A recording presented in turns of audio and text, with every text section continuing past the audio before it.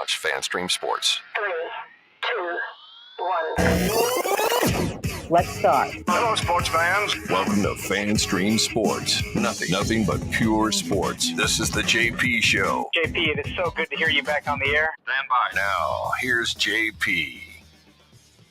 All right, welcome into a Monday edition of the JP Peterson Show here, coming to you live from Chicago, baby. Chicago, where I will be heading over to Wrigley Field tonight. I cannot wait to see the Rays and the Cubs play at the friendly confines. My son lives up here in Chicago now, Cullen, so he and his girlfriend and myself and Ashley will be heading out to Wrigley Field, be going to Wrigleyville beforehand, having a few pops. I'll see if I can get back in the cage there and redeem myself, Nick Geddes. Please save it. I was going to say save us it, but actually, please go back and do it and make sure you get it on video again so I can see those rollovers. I want to see those rollovers again. We'll see what we can do. Looking forward to it. It's a beautiful day here in Chicago. We've been here. We got in yesterday, traveled on the Monday, the busiest plane day in I think history since COVID anyway. And airports were great. It was easy yesterday for us. So got here fine and very much looking forward to taking in the game today. And then I'm going to have to see if I can talk Ashley into going to a second game on Wednesday, a day game at Wrigley Field, where we're going to try to sit in the bleachers. So we shall see. I'm trying to make sure I get all my connections are right here. I feel like you got to get the day game experience. You go all the way over to Chicago. You got to see a day game. Right. That's like the one you saw yesterday. You got to see a day game. Yeah. So, well, can you imagine coming to Chicago and dragging Casey to two baseball games in less than 24 hours? Better yet, that'd be a tough ask. Better yet, can I imagine going all the way to Chicago and dragging Casey to the game that took place yesterday, which was a 1-0 snooze fest where they almost got no hit? That is even worse. Can you imagine me trying to explain to Ashley and Savannah, my son's girlfriend, like, okay, baseball's really an exciting game. Like, it's really. They'd be like, "Are we allowed to hit the ball? Why are the Rays not hitting the ball? You told me the Rays were good. You said the Rays could score runs." Yes, they're the highest scoring team in baseball. Well, it doesn't look like it. You've had 6 beers; they've scored no runs. I've had this exact conversation, JP, where Casey always tries to tell me the Rays suck. The Rays aren't good. And then we sit down to watch a game, and I tell her, I'm like, no, they're like the best offense in like the last 150 years or whatever. And that's the game where the Rays want to score a run or two or something like that. And then you never hear the end of it, and guess what? They're out. They won't watch another game. It's over after that. Exactly. So we got that one out of the way. We didn't go, right? We were here late, so we just went and got some dinner last night down on the river. That was probably a good play. So today they should explode for 15 runs and the wind blowing out at Wrigley, and hopefully we'll have a big night tonight and maybe even tomorrow. We shall see. Look, Marcus Stroman was fantastic. How many times have we seen him? He was really good, and you got to tip your cap. Was that a complete game, Nick? That was a complete game, 1-hit shutout. You saw it. Wow. I haven't checked this morning, but is he on the DL? Is he dead? I think he's okay. Deceased? He's okay. Have they sent an ambulance? Did an ambulance did they take him off on a stretcher after the 9th inning? I don't know. Did they? I didn't see the game, but maybe. I don't think so. I think he'll be okay. So maybe one day a Rays pitcher will do a complete game, but don't hold your breath. Thomas Casper's already in the mentions. Cubby Bear will go. Murphy's Bleachers going there. Sluggers, Harry. We're doing all that. We're gonna do the bar hop Wrigleyville special today, starting at about 5:00. First pitch is 7:05, I believe. So we'll be in prime condition and ready to root for the Rays. And I'm wearing my Rays jersey, so I will be sitting second deck right above the Rays dugout. So you might see us. Keep an eye out. But it was listen, we go back to Friday, and it was a very successful weekend for the Rays as they get the series win over the Dodgers, 11-10 on Sunday. I was doing my Pro Padel League stuff, so I couldn't get a chance to see much of that game. You did, and Paredes had another big game. Yeah, first of all, the start, I didn't even know this until the day of. I'm, like, getting ready to, like, watch my Man U game, which was starting at 11:30 on Saturday, and all of a sudden, it's, like, um, I check, like, my MLB app, I'm like, "Let me make sure the Rays are playing at 1:00, whatever today," right? So I have time to watch both. And then I saw the Rays are starting at 11:30, and I'm like, "Wait, what's going on?" And I'm checking my listings everywhere, I'm like, "I don't see the game on Bally. What's going on here?" And then I go to Twitter and Marc Topkin's telling me they're on Peacock. And I'm like, "Wait a second." Peacock. I'm like, Yes. Since when is the MLB on Peacock?" But apparently it was, which ended up being a really good broadcast, by the way. They had Brian Anderson in there and Oral Hershiser, so you had one of each from the broadcast crew. It was great. Oh, But that's cool. the game was absolutely nuts. We had like 15 hits in the first 3 innings between the two teams. The Rays had jumped out to a 7-3 lead and then gave it all the way back. Josh Fleming was the sacrificial lamb of the afternoon because the bullpen was so overtaxed. They had to have him pitch 6 innings and gave up 12 hits and 10 runs. Josh Fleming did, and I think he gave up like 4 or 5 home runs, including back-to-back twice in the game. It was just one of the most craziest things you've ever seen, and all this happened before, like, we were in PM of the day, which made it even better. So just a crazy game that unfortunately you missed. So did he pitch long? Well, you must pitch long enough to get the win then. You did get the win, hopefully. No, because the game was tied when he came out of the game. It was 10-10. We had 10-10. You get all that on your ERA and you don't even get the dub? No, you don't even get the dub. And your ERA is absolutely inflated now. I told you, he was the sacrificial lamb of this entire weekend for the Rays. Isn't that crazy though? But you get a dub. You get a dub. You just sacrifice your pitcher one day, but you still get a dub. And that's the Rays way. That's the magic of the Rays. They have just been so resourceful, and that's that little thing that you can't really. You saw it in 08. You know, I think they had led the league in walk-off wins in 08, if I'm not mistaken. It was just that that never say die. They always had confidence they could come back no matter what the situation. They were like, yeah, we're good. We're going to come back and win this game. They were just so confident that they could do that. So, and I think this team has a lot of that too. They have a lot of that special in them. I mean, when you watch the games, you're like, okay, you know, we're never out of it. You never feel like you're out of a game. You know, down 6-0 to the Yankees, come back and win. Yep. So, and now with this bullpen, though, you kind of think you've never got a game won. And now Fairbanks is hurt. What the hell's going on with Fairbanks? He's got a hip now? Yeah, that was the other thing that happened on Sunday. Jayson Adam had to pitch 2 innings back-to-back. First time he's done that since 2020 because Fairbanks was warming up in the pen to come in for the 9th. And I guess he had his hip locked up on him. His hip locked up on him. And they said they were hoping to avoid an IL stint. And as we know, when someone says that, you might as well just go ahead and pencil them in on the IL. It's over after that point. So Pete Fairbanks now back on the IL for the second time this season, I believe. And more questions about the bullpen. Which is overtaxed. We got guys that feel like random names that are coming up, literally. The one we saw yesterday, Joey La Sorsa. Joey La Sorsa.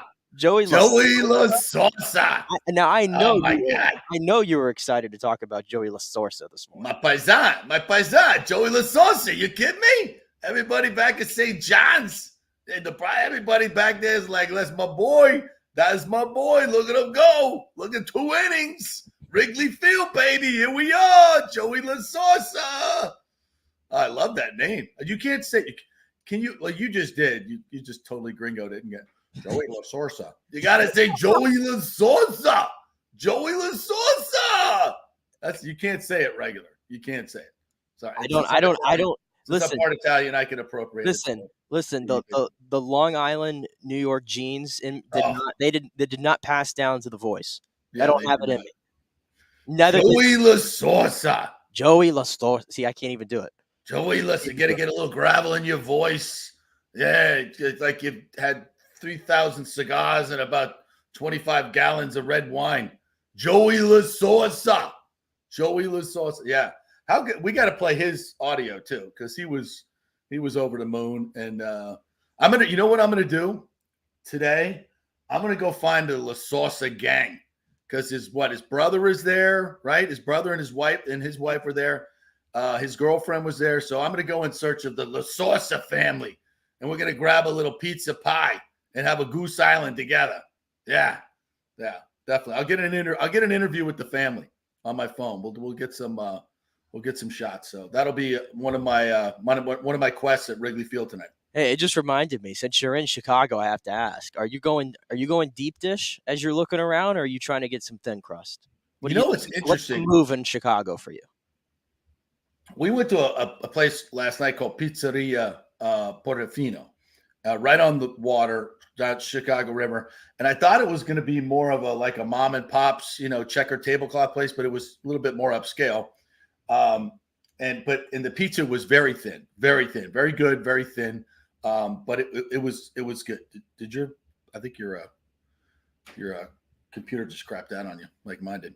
Anyway, we went there and it was fabulous. Really had one good meal down, a couple more to go. But now we're going to go to Portillo's. Now, Ashley's like, no, we're not going to Portillo's. That's a chain. I'm like, I know, but the original Portillo's is right here in Chicago. So the only way you can break you never go chain when you go to a new city, right? Mm-hmm. You can't go chain. You don't go to Chipotle and then tweet about it, Derek Carr. Yeah, you do. You do.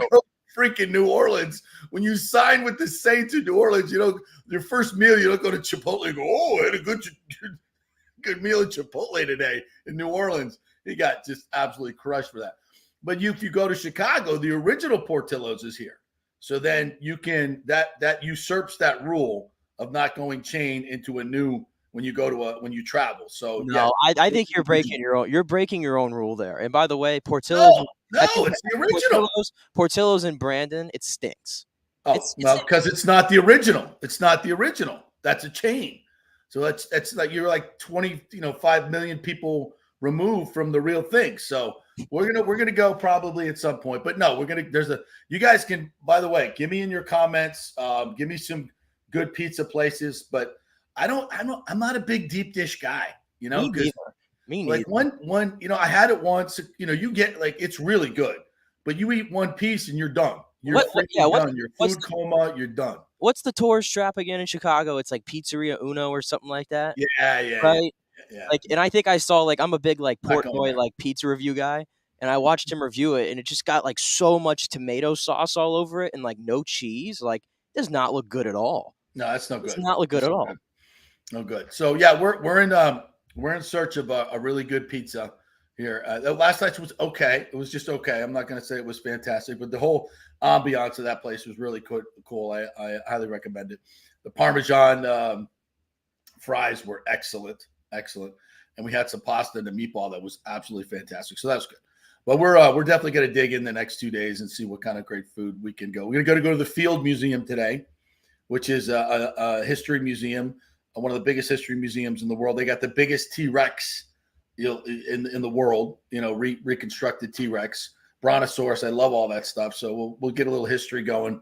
And they got a great Egyptian mummy exhibit going on right now. Love my ancient Egypt, one of my favorite historical topics. Those people were freaking brilliant.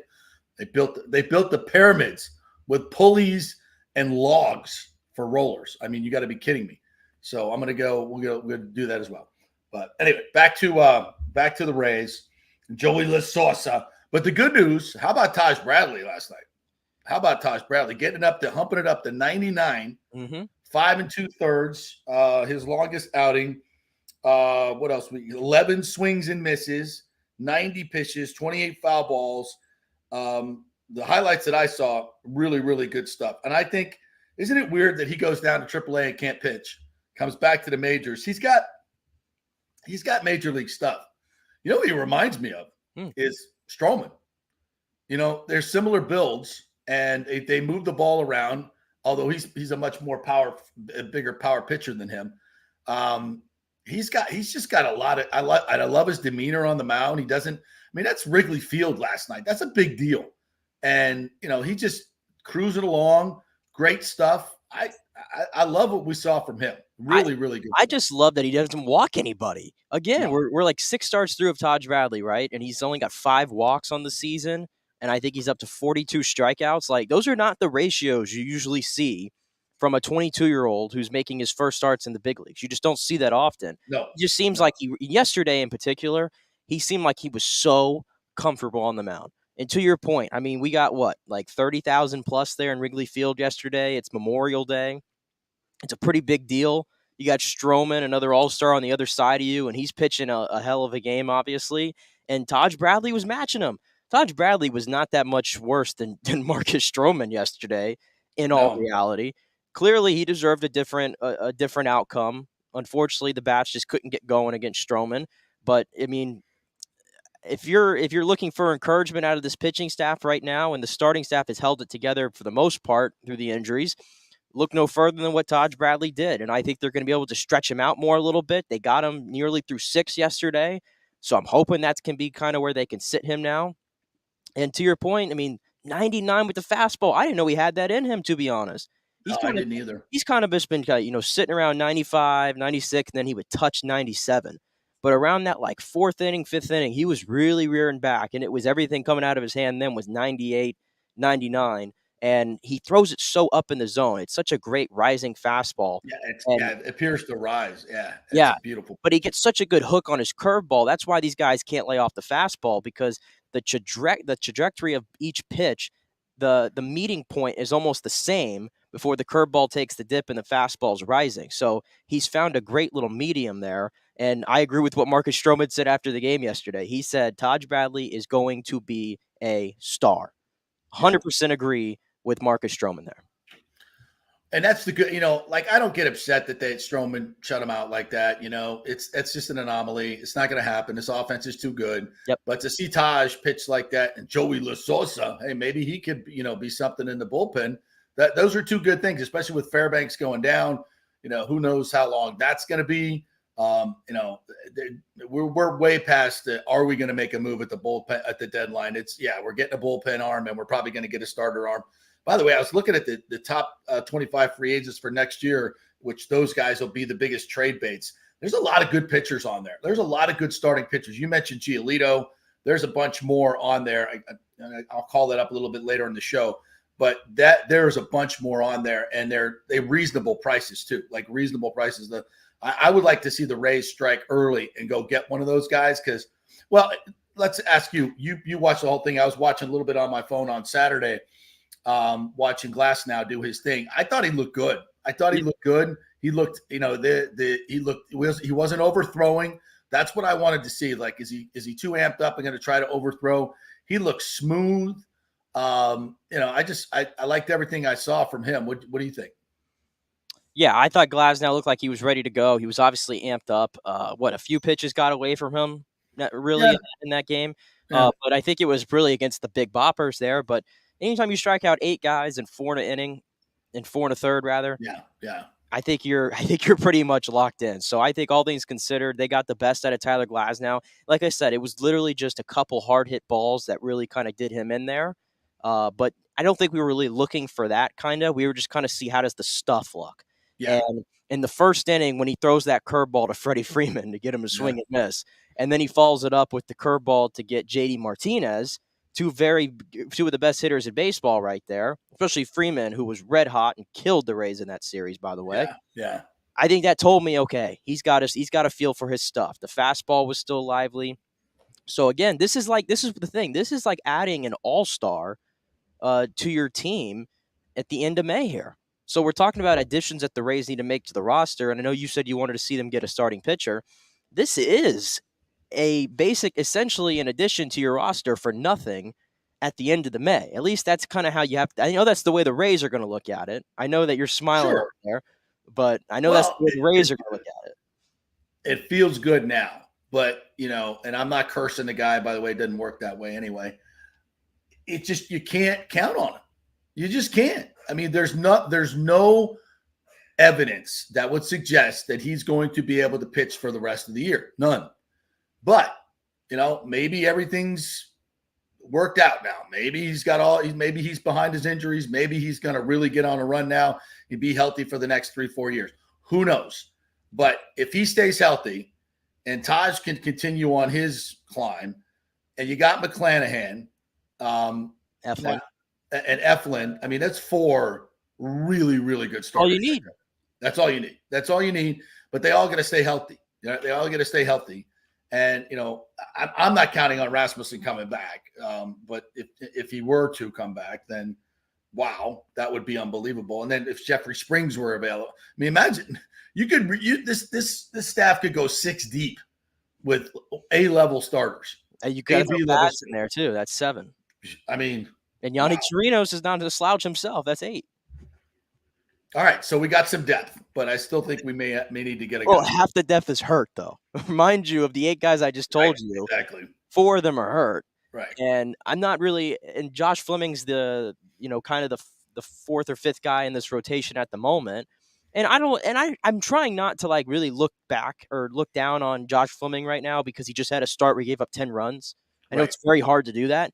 But like I said, it was so it was so sacrificial lamb, and he had been so great the 6 or 7 outings leading up to that I'm not really worried about Josh Fleming.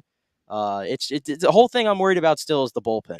I mean, I came across this. They have actually, just trying to put this into perspective, they've given up the 2nd most runs in Major League Baseball from a bullpen.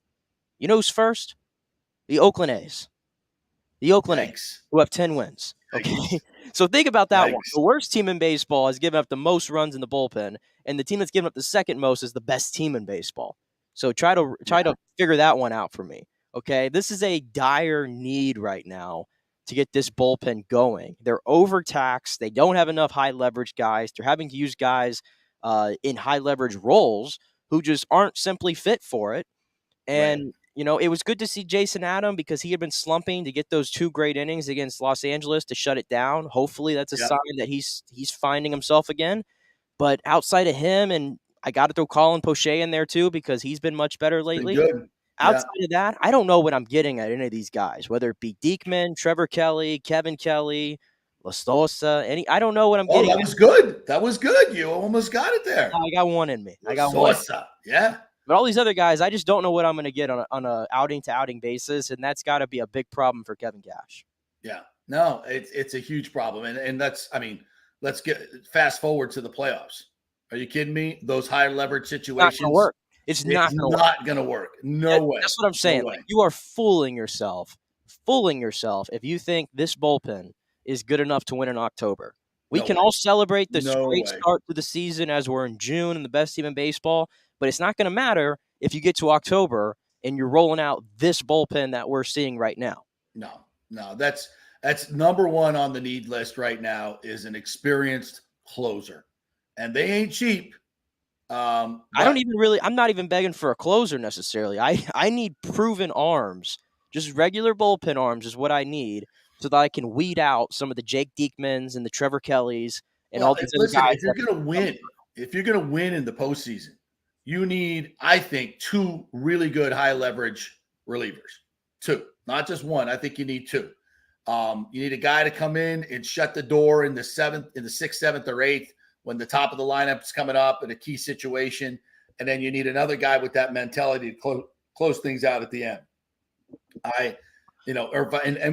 Obviously you can, with like the Rays do, you can interchange them, but I don't think Fairbanks is that guy.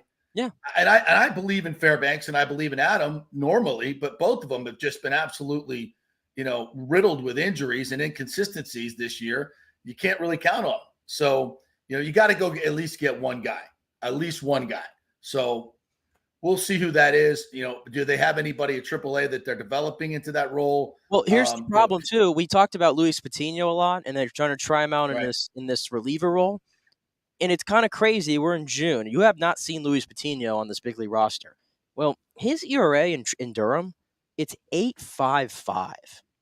Okay. Luis Patino has a lot to figure out. So just in case anybody was going to throw his name out there, we're not counting on him. You can't count on him either at the moment. And he's not even getting a look on the Major League roster while all these other guys keep coming through the system every single day, it feels like. Yeah. So I don't know if you have any more in-house options left than what you've already seen. And from day one, just frankly, after the Blake Snell trade, from day one, Patino has never, ever impressed me with his stuff, with his numbers, with anything. He's never impressed me from the first time I saw him. Like, it's kind of, a little bit of velocity there, but Nothing special in the breaking stuff. Nothing special in the command. Nothing special in the temperament. There's just nothing special there. Well, they whiffed on that one. You can't hit them all, but they whiffed on that one. He could throw 99 all he wants, but it's the most flat 99 that you've ever seen. Yeah, it doesn't matter. Not in this league anyway. Thomas keeps bringing up Aroldis Chapman. I mean, we're desperate. I get it, but we're not that desperate. Look, I know he's humping it at 104, but he's just not a good fit. He's not a good fit for this clubhouse. We just no. I can't stomach it. It has a lot of AB in it, to be honest with you. He's got a lot of Antonio Brown in him. I don't think it's that crazy, but I don't like the way it ended last year. No, it's not that crazy. No. It's the same. It's the same to me. It's the same effect, though. It's a great clubhouse and great chemistry. You don't want to bring in a guy like this with an entourage, his history, all of that. I'm here for less than 24 hours. I'm talking like a Chicago guy. It's like what the hell? For someone who doesn't like the city of Chicago, supposedly, you seem to be talking it up pretty well. I do like the city. I mean, I joke. It's funny. We're sitting here watching the news this morning, and there's not one word about the shootings that have gone on. A lot of other stuff going on, but you would think nobody got shot this Memorial Day weekend here in Chicago. But listen, downtown feels I wouldn't say very safe, but it feels okay during the daytime, the daylight hours. I'm not spending a lot of time walking the streets at night here in Chicago. Hey, my hometown of Hollywood, Florida, yesterday had a shooting on the beach where 9 people got shot and everybody's in stable condition and fine. But I mean, it's crazy. But I kind of joked about, last year we scaled Mount Everest. We wanted to turn up the danger a little bit, so we went to Chicago instead. But so far in Wrigley Field in that area is fine. So I'm not too worried about it. But Chicago's a great city. It's like many of the great cities in America that have been absolutely trashed by just absolute ridiculously incompetent politicians and stupid policies. New York, Seattle, Portland, San Francisco, Los Angeles, Chicago. It's a sad commentary because so many of these cities are just, at times, I've traveled to all of them many, many times, and they're just fabulous cities when they're being run well. But even Chicago, like last night, we're walking the streets and a lot of the garbage cans are overflowing. It's not what it should be. It's not what it should be or could be. And we can be better than this. But anyway, let's listen to Joey La Sosa. Or do you have something else you want to play? No, I had another point, but it might be a little bit of a longer discussion. So let's play La Sosa first. All right. And then I'll bring up another note to come out of the Rays this weekend. Let me cue up La Sosa for us. Let's make sure you don't have any echo in your ears. Here we go.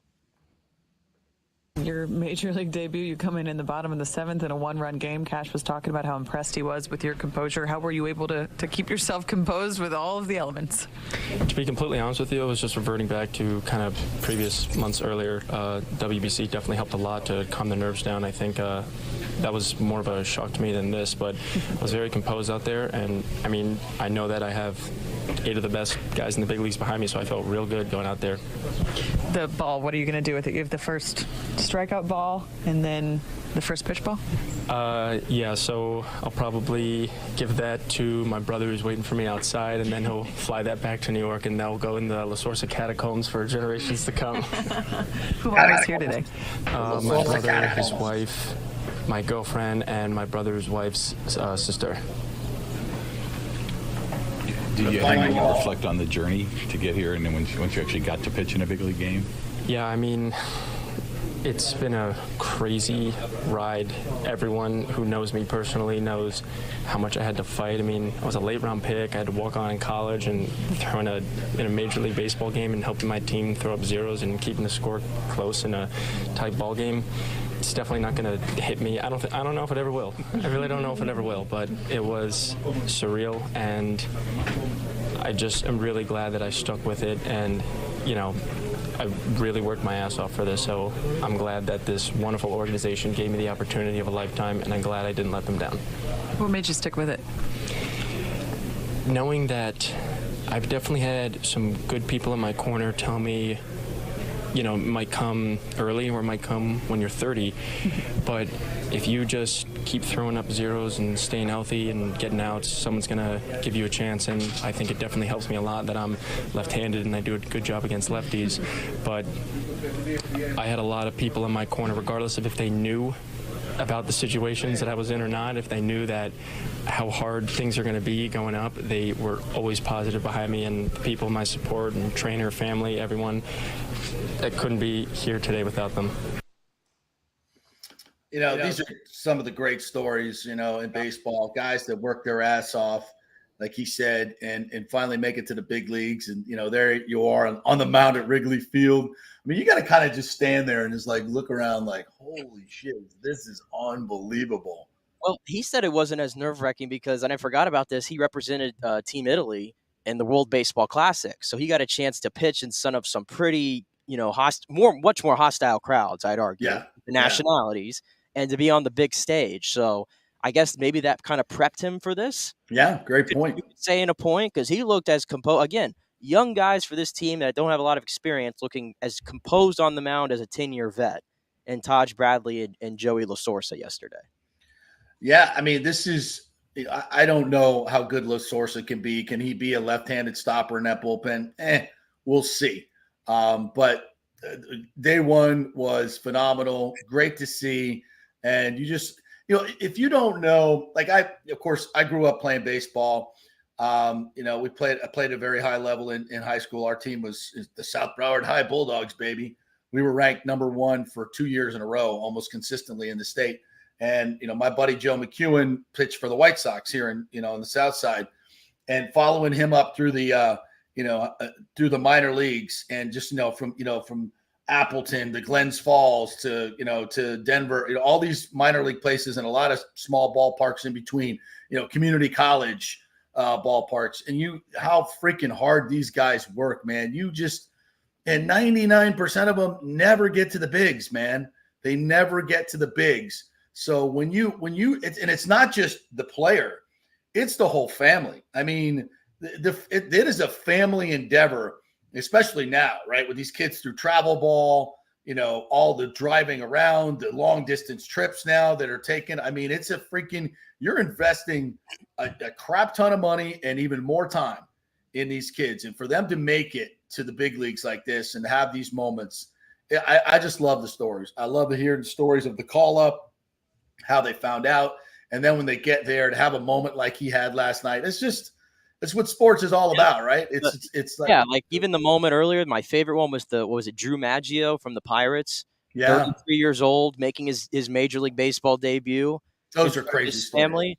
Those are great stories. That's why I feel bad for Ben Heller. Did you see he got called up by the Rays, and he was so excited on Twitter, and not even 24 hours later, Ben Heller has been sent down to AAA, and it's like the life of it, right? I mean, but he'll get another shot, obviously. But when they do, it's obviously a great story every time. Yeah. Here's what I was going to bring up, by the way. I almost hate to bring it up because there's so much good to talk about with this team, but it was wrote about in the Times by Marc Topkin, so I think it's fair game. Okay. Did you read his column about Wander Franco? It says, as Ray's Wander Franco matures, there can be highlights and headaches. Did you see this column? I did not. So it's basically about Wander. He's 22 years old still, and there's been some things, I guess, that have, maybe rubbed people the wrong way, I guess is a way to put it. And I missed this past Tuesday. I guess there was a ground ball in between Isaac Paredes and Wander Franco, and it was going to be a much easier play for Paredes to make. And Wander called him off and took control of it, and it was unsuccessful. The runner was safe. And after this, they got into the dugout, and Randy, I guess, confronted Wander, and they had a kind of a heated conversation in the dugout, like a little bit of a shouting match with Randy going at him. I did not know this happened on Tuesday, by the way. I did not either. It happened. And then yesterday during the game, and you might have not caught this, there was a kind of a pop-up in between left field and shortstop. And it was one of those plays where, like, who's going to get it, the shortstop or the left fielder, Franco or Rosarena? And it looked like it was probably going to be Randy's ball, but Wander kind of backed up, and it kind of was an awkward kind of play, and they both were calling for it, and nobody stopped what they were doing. Wander kind of caught it, but Randy's glove was right there.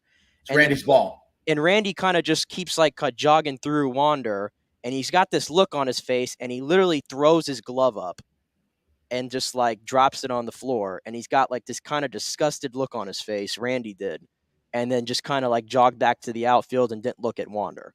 So I'm not trying to start anything. I'm just pointing it out. It's pretty interesting they had that little moment yesterday after what I read in this column took place just a few days prior. Yeah, this is concerning. This is very concerning. Yeah, you know what? I probably shouldn't comment on it now because I have not read the column. Yeah, I'd encourage you to read the column. And I did not see the play, but I will, having covered baseball for a long time and talked to a lot of people about the clubhouse comportment, so to speak, and how these guys get along. And I will tell you this, and it's definitely, you look at the fire in which Wander plays the game, right? Mm-hmm. We love the excitement, the level of which he plays the game. He is so passionate about the game. Randy is too. You know, the Cuban players, the Latin players, it's more than just a game to them. It is life. It is, I mean, you got to understand this culturally. And it is life. And they take it very, very seriously. It's not a game to them.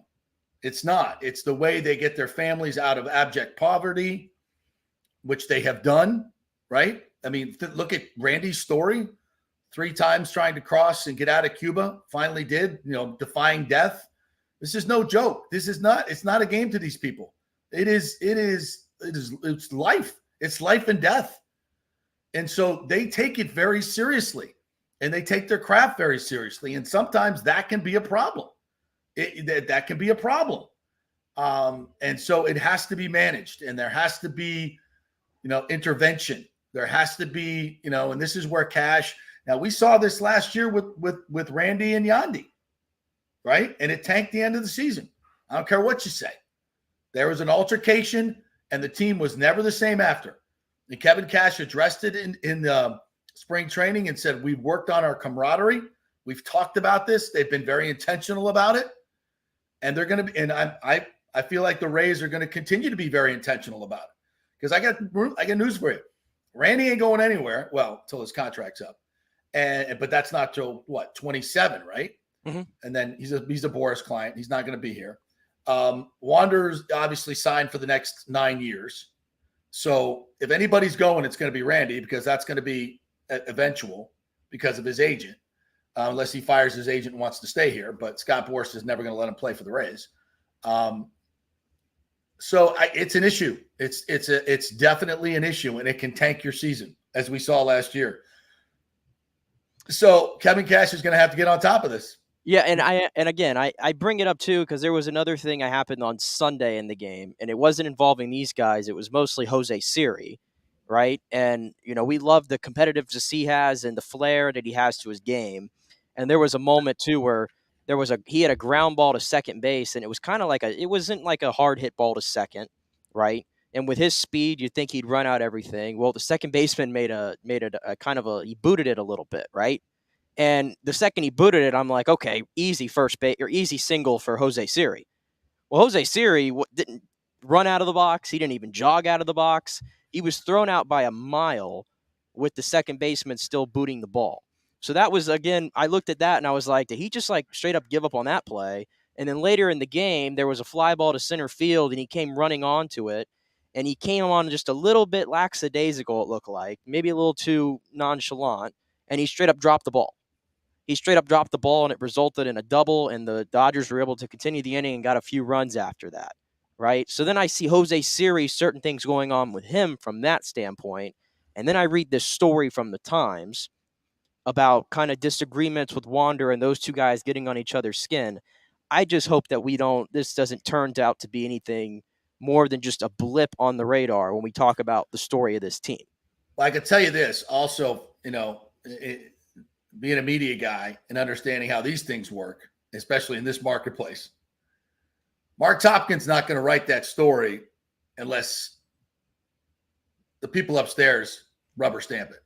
And he had quotes. I don't mean anything. I don't mean anything bad about Marc Topkin. I'm not saying anything about that. But this is, for him to write that story, he's going to make sure that upper management is like, I wouldn't be surprised if upper management was like, yeah, I think you should write this story. There's a quote. I think you should make it public. There's a quote here from Neander if you wanted me to read it. If you want to hear it. Yeah, go ahead. He did get a quote from Neander. He said talk about Wander. He's a very talented, highly competitive, extremely motivated person who has ascended to so fast it's easy to forget he's just 22. As we enjoy his impact, there remains a responsibility for our organization to continue to help him mature and develop the tools he needs to best manage the stresses attributable to the game as we commit to do with all of our players. All right, so this is exactly coming from the front office. They're concerned. They're so concerned that they wanted to make it public because they're private. This is just my opinion, just reading between the tea leaves. I'm not factually reporting this. But from that quote, I can see in how smart this organization is. They've tried to manage this internally, and it's not working. And so I think they probably feel like making this public in some way will somehow affect some type of pressure on Wander to get it.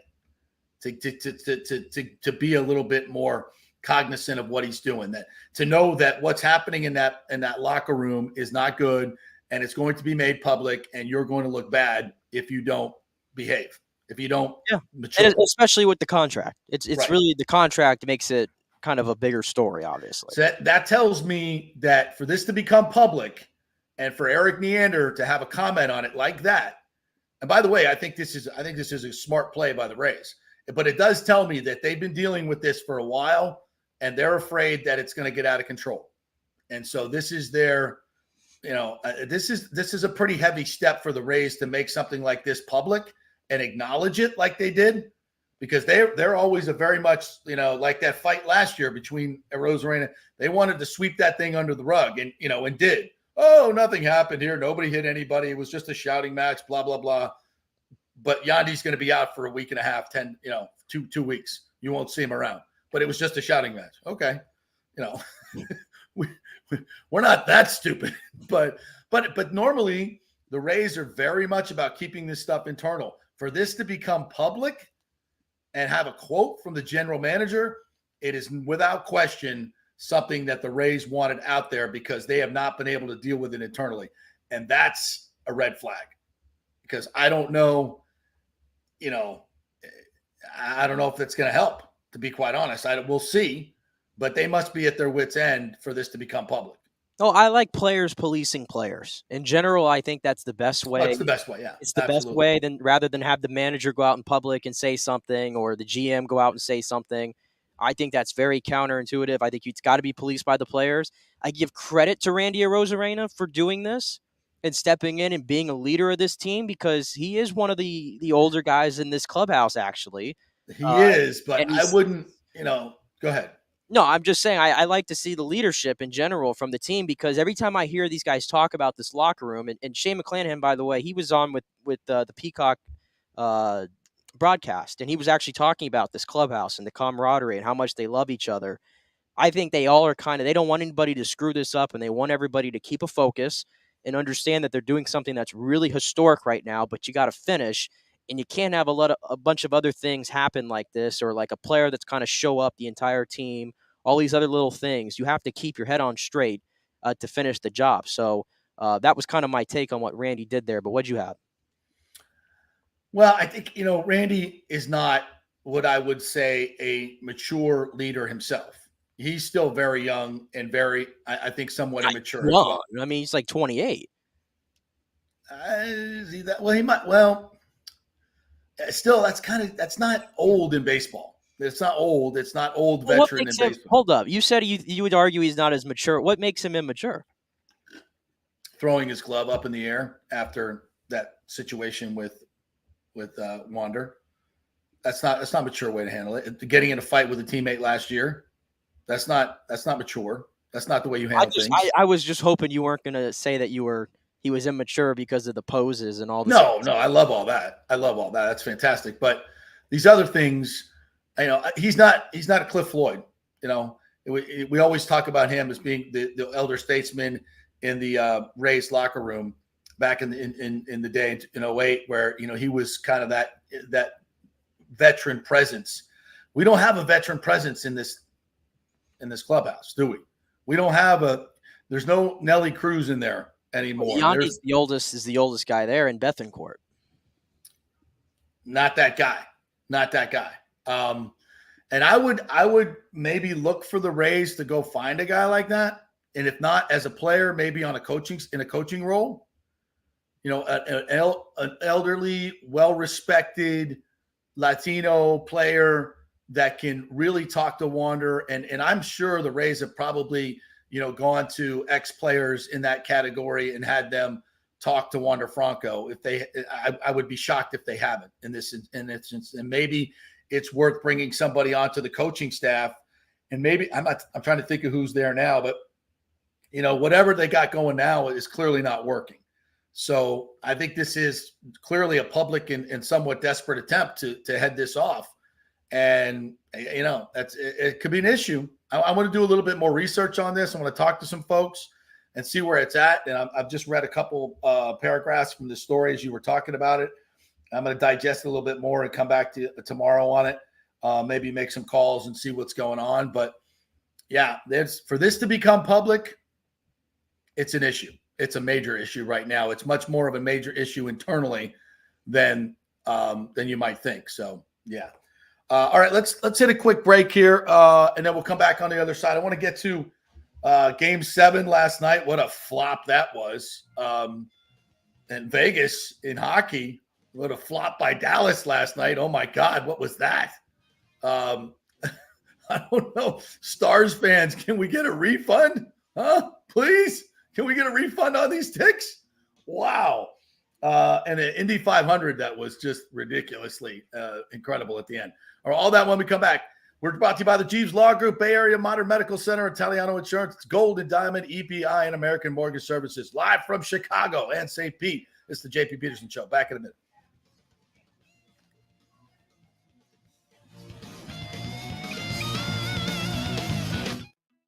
Guys, are you experiencing those feelings of getting older, lower sex drive, fatigue, hot flashes, moodiness, or you just don't feel like you had the vitality you once had?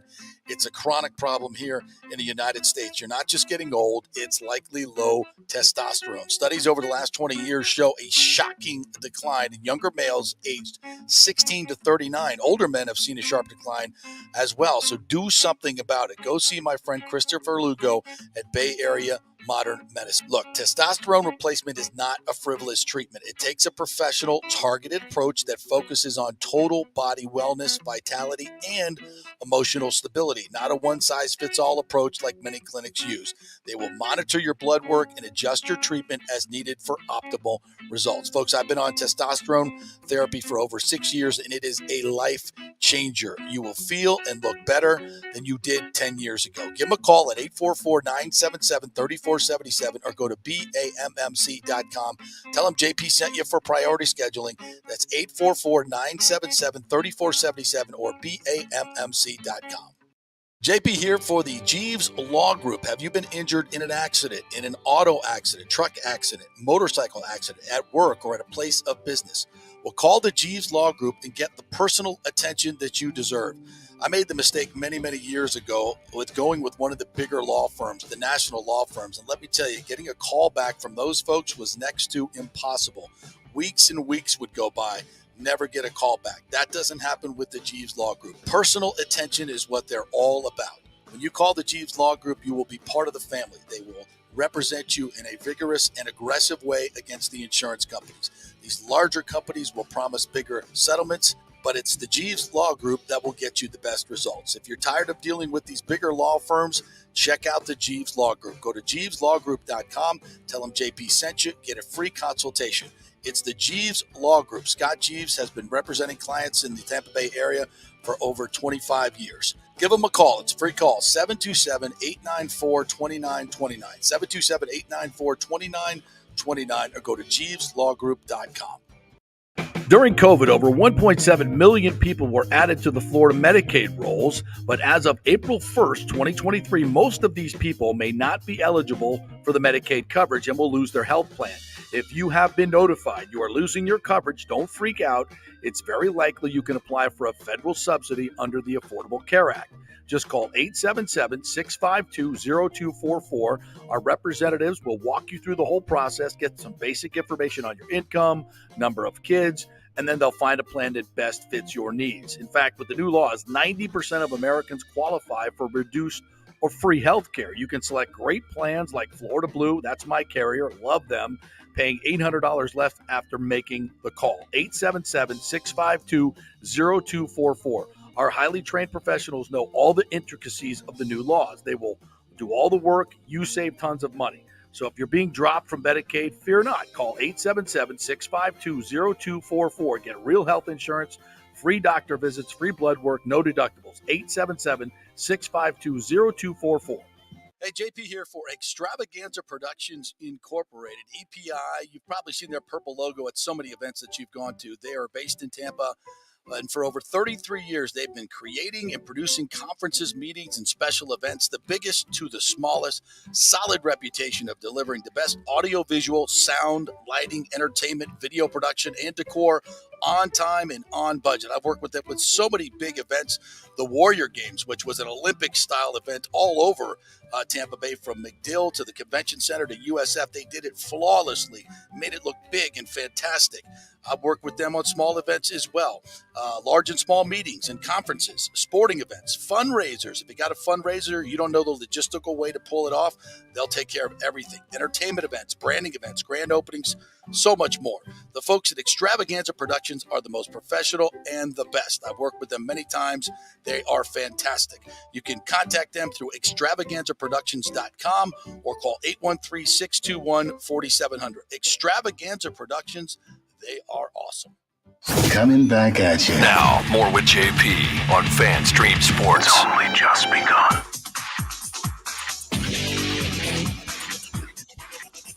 All right, welcome back to the JP Peterson Show, coming to you live from the Windy City, Chicago.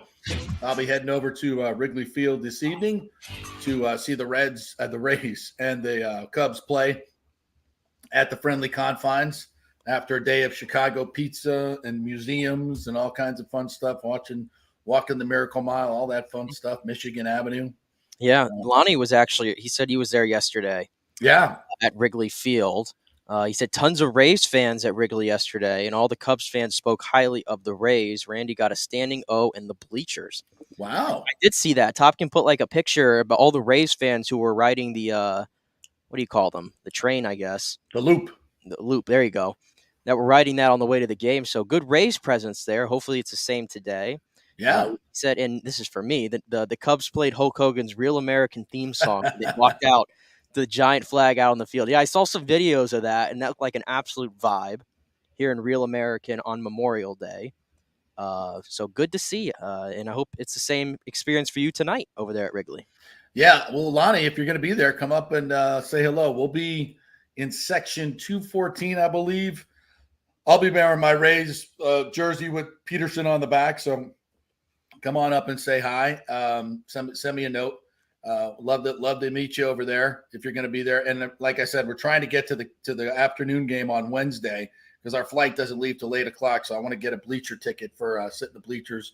Trying to get my son to take a half day. I mean, it's like the law in Chicago, right? Like your dad comes to town. If you're working, you get the half day off to go with your dad to the sit in the bleachers, right? I feel like that's the general rule for any city. That's the law. Yeah, I would think. Tell him to get out of. Was he in Wisconsin yesterday? I saw. Tell him. It was in Lake Geneva, Wisconsin. Like I didn't know Lake Geneva was like such a like Lake Como in Italy. There's like $40 million homes on the lake. All the big money Chicago people, like Abe Froman, the Sausage King, right? He has a place on the water up there in Lake Geneva. You know where that's from, right? No. Tell me you've never seen Ferris Bueller's Day Off. I've never seen Ferris Bueller's Day Off. Bro, what are we doing here? What do we do? Dude, you got to watch the classics, man. You got to watch the classics. You are under strict orders in the next month to watch Animal House. Don't sigh like that. These are American comedic classics. Ferris Bueller's Day Off. I'm not going to make you watch Star Wars. I get it. Please. I get it. No, but those two are musts. You got to watch those two and report back. It's a must. But Ferris Bueller's Day Off is the greatest Chicago movie probably ever made. It says it gets, he goes to Wrigley Field, steals Dad's car, gets in the St. Patty's Day parade, and he goes to a very expensive restaurant. He's trying to get in with his friends. He doesn't have a reservation, and he pretends to be Abe Froman, the Sausage King of Chicago, and he gets the table. So there you go. But anyway, Lake Geneva, it's got all the big houses on. He went up there, so now he's got to go to the game with me tomorrow. It's the law. But he's such a hard worker. And my son, I'm very proud of him. He will never ask for a day off. He feels bad. I'm like, just tell him you'll work later after you get home from the game or whatever. I said, your boss is not going to mind. Trust me on this. How about work at the game? No, I want him drinking Goose Islands with me and doing the cup thing in the bleachers. Get the cup thing going. Oh, okay. We're going to be part of the cup snake. You want to do the cup snake? Yeah, I want to be the cup snake. Yeah, absolutely. Want to be part of that. And Ashley wants to be part of that because she was told she'll get on TV with that. She's like, oh, I got to figure out what my outfit is now if I'm going to be in the oh, Lord. Hey, that's one way to get her to the game. It's one way to get her to the game. That'll work. Yeah, I can't wait to show you my outfit from the photos on Saturday, by the way. Stay tuned. Oh, that's right. You had the photo shoot. I haven't seen anything posted yet. By design. By design. By design. Was it as grueling as you thought it would be?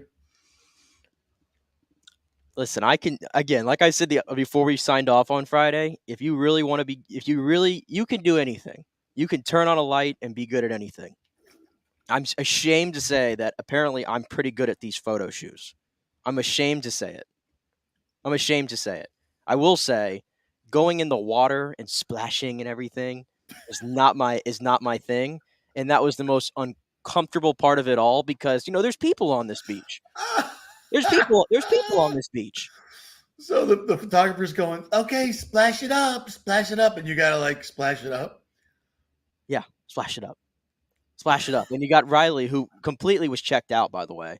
An hour-long photo shoot was not made for Riley. Okay? No. He was checked out after 30. He was checked out after 30 minutes, and I'm telling Case, I'm like, he's done. I'm done. We're done. We're all done. Let's go home. We're all done. Let's go home, please. What was Riley doing? Was he just sleeping? She bought him a new kind of a leash, and this one kind of looked like a rope. Well, he loves ropes. So the entire time, after about 30 minutes, he got chewing on the rope. He just started chewing on the rope, and he was jumping all over me, and he wouldn't settle down. And I'm like, he's done. He's absolutely done. And he wanted to go in the water and just pick shells out of the ground and all that. He was digging holes. I'm like, we're done here. We are done. Let's go home. So it probably lasted about 30 minutes longer than it needed to. He put it that way. They all do at least 30 minutes longer than they need to. All right, before I get out of here, because I gotta go shopping, evidently. You want to do the Indy 500 close? Yeah, why don't we? Joseph Newgarden got thank God nobody was killed by the flying tire. I saw that. Holy crap. Which I feel bad, by the way, that on Friday I was like, yeah, this event doesn't feel as big as it used to. And, I don't know how much excitement I have. And then it starts and everybody's talking about it on Twitter. And then I got FOMO. Yeah. I got absolute FOMO. So you went and watched, yeah. I watched the last 100 laps and it was amazing. There was over 330,000 people at this Indy 500, the second highest attended race. It sounded like there was a lot more younger people as well. I mean, you see the photos, everybody that was absolutely shit-faced at the Indy before the race had even started. Well, that's great that it's becoming a thing again. I think racing in general is becoming a thing again. I think people are migrating away from some of the big sports. I think people are migrating away from NASCAR because I watched the race yesterday, which, by the way, took over 5 hours to complete, and it was so grueling to get through. It wasn't even enjoyable anymore. There was caution after caution after caution, whereas the Indy 500 was just nonstop action, and you could feel the energy from the booth. And then you get this right here. We'll play it. This absolutely electric call. The final lap, Joseph Newgarden winning the the call courtesy of NBC. Has bolted. Eriksson sprints away from Joseph Newgarden and is doing what he did a year ago. The second year in a row we see him unleashing the dragon as we see almost contact between Palou and Ferrucci. Eriksson leads out a one. Ferrucci threw a shoulder at Alex Palou and said, "Don't you dare." Ferrucci trying to get a draft off Newgarden and Eriksson, but Newgarden with a monster run off turn 2. Joseph Newgarden has never won the Indianapolis 500, and he's ahead on this last lap. Joseph Newgarden, is this the moment when the pain ends? By one. The drought, is it over for Joseph Newgarden, or does Marcus Eriksson have something? By 2. Team Penske at the Indianapolis Motor Speedway, and Joseph Newgarden finally wins the Indianapolis 500. It's the captain's 19th win, Newgarden's first.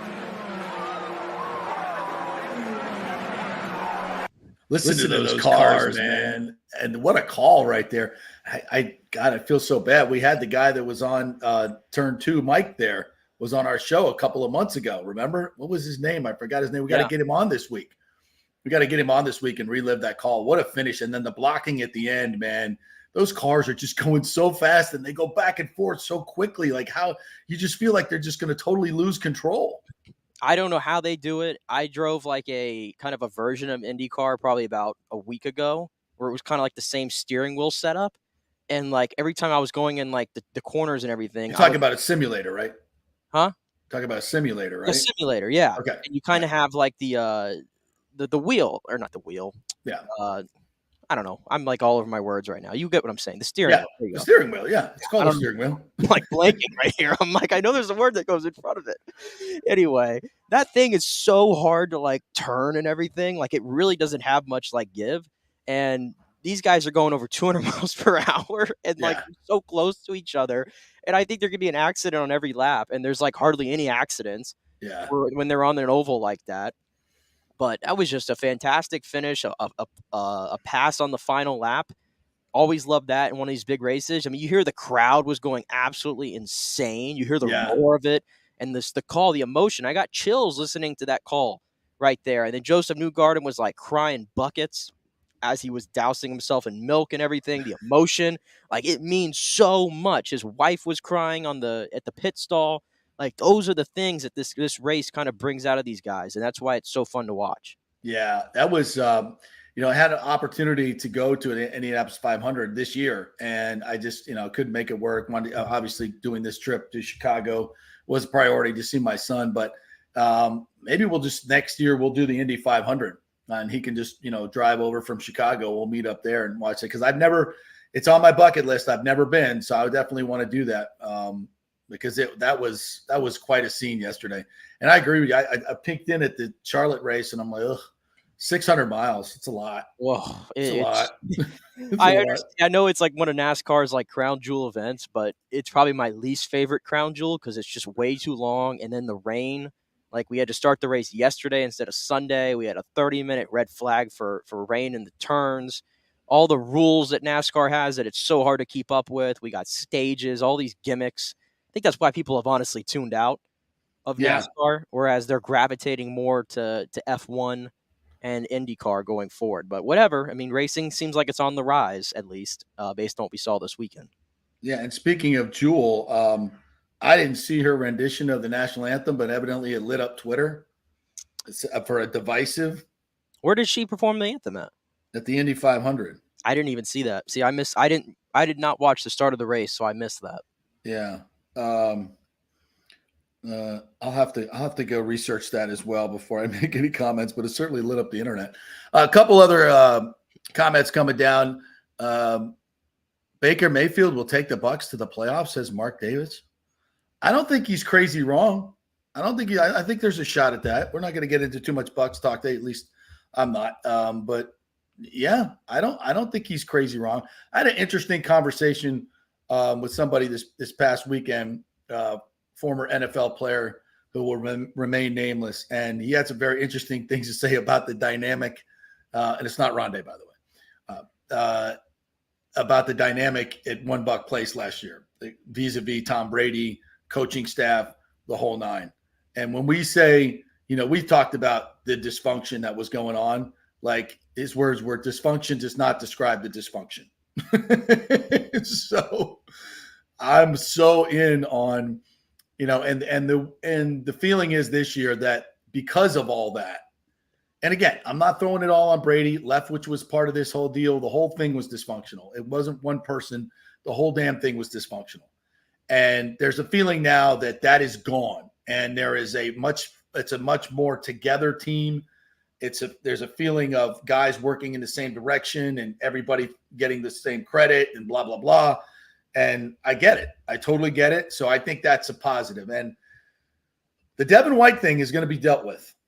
And I think that there are people within the organization that feel like if he doesn't start towing the line, so to speak, and it's not the organization, so it's not being heavy-handed, it's his teammates.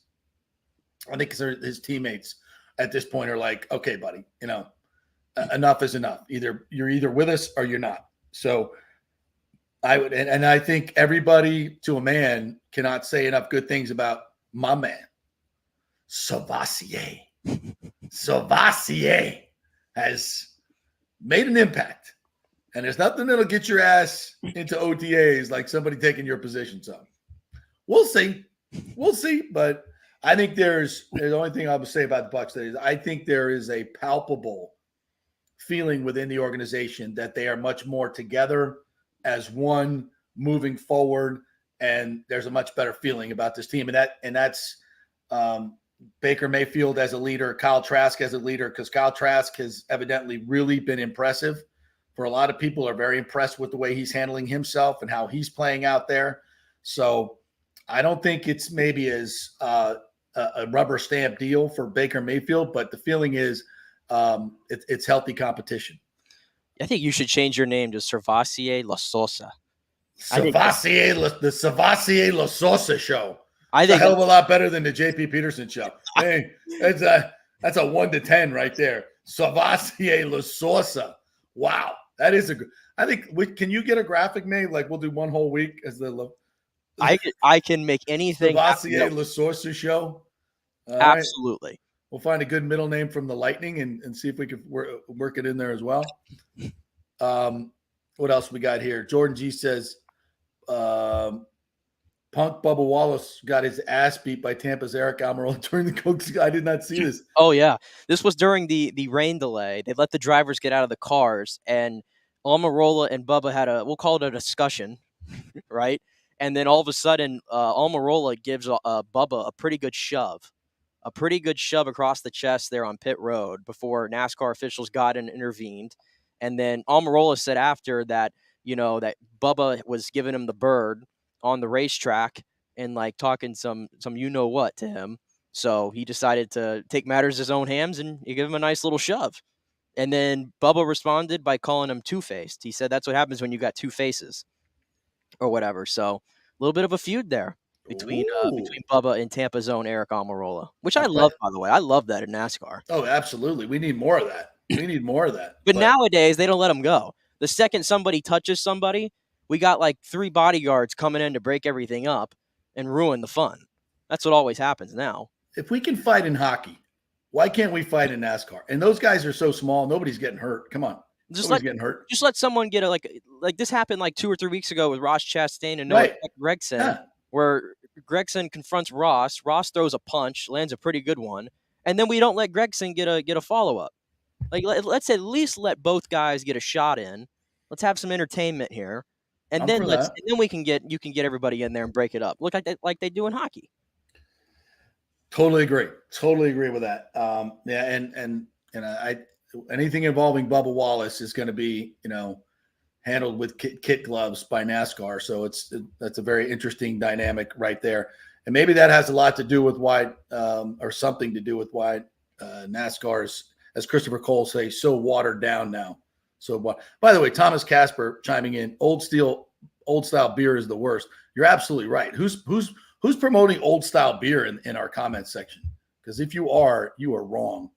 That is flat out piss water. I ain't drinking no old style beer. I think someone gave you a suggestion, by the way. I think he said, Giordano's Deep? Is that an it's Giordano's Deep Dish. Yeah, that's another Chicago icon pizzeria that became a chain restaurant, obviously. Yeah. And Giordano's in Tampa. We love their pizza. Their pizza is fantastic. The one in the West Shore Mall. Mm-hmm. So that chain, again, that's an allowable chain restaurant to go to when you go to another city. Oh, I didn't know that. That's a Chicago thing? Giordano's and Portillo's are both originated in Chicago. I didn't know Giordano's was. Yeah. Another one here suggests, I think I've heard of this, Lou Malnati's. Yeah. I think we're going to have to head over there.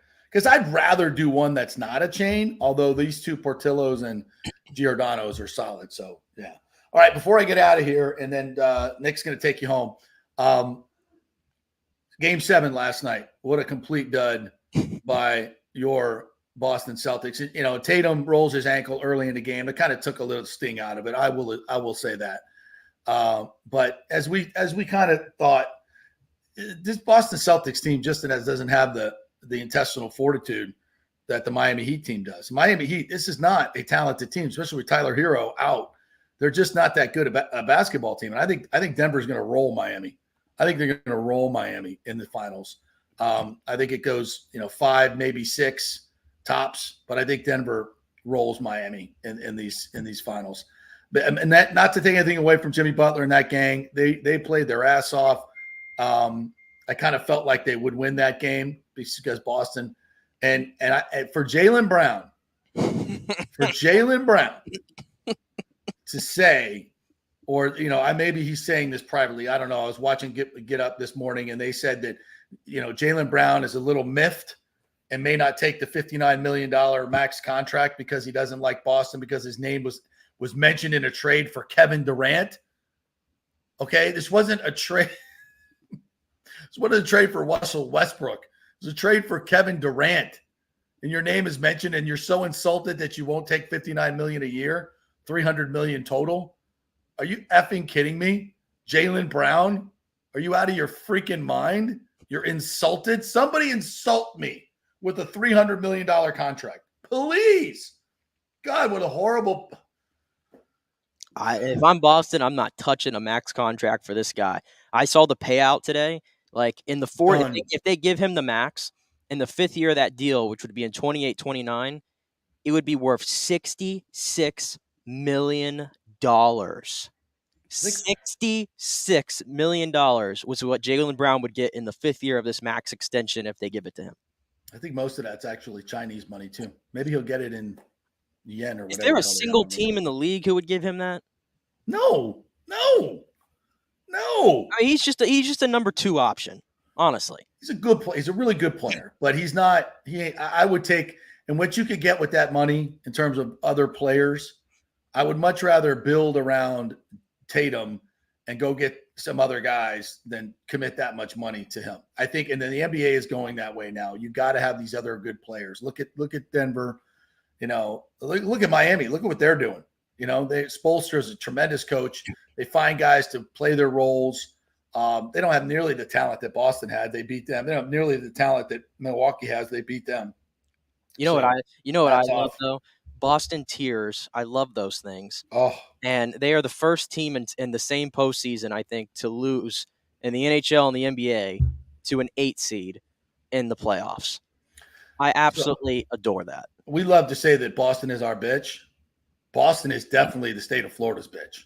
Like, we own your ass. Boston, own your ass. How's that feel? You got to live up there and we own your ass? Can't be good if you're a Boston fan. Cannot be good.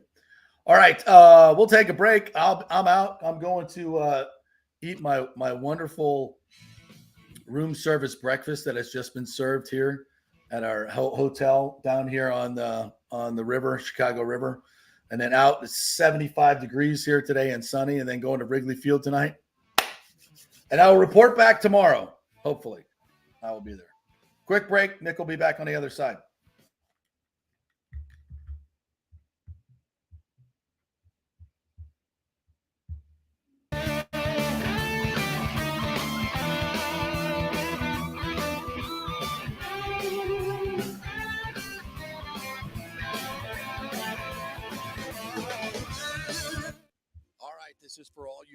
guys who don't want to go to the gym and do 5,000 crunches, at Bay Area Modern Medical Center, you can get on the new True Body machine where you can reduce fat and tone up your muscle. It's like doing 54,000 crunches in just 15 minutes.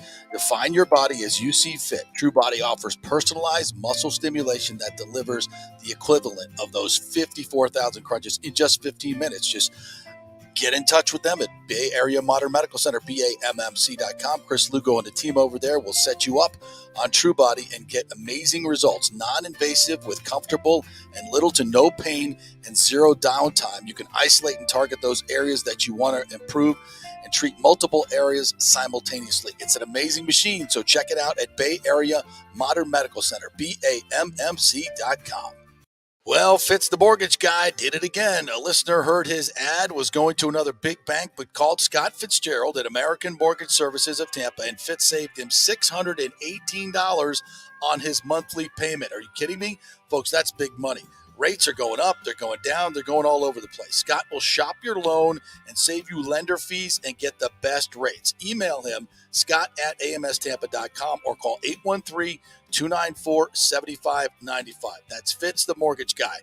Lots of stuff going on right now, and these rates are going all over the place. You need somebody knowledgeable in the market that will work hard for you and get you the best deal. That's my man, Scott. He's done 3 loans for me, done thousands of loans for local folks here, works with a lot of the coaches and players in the area. He's the guy. 813-294-7595, or go to scott@amstampa.com.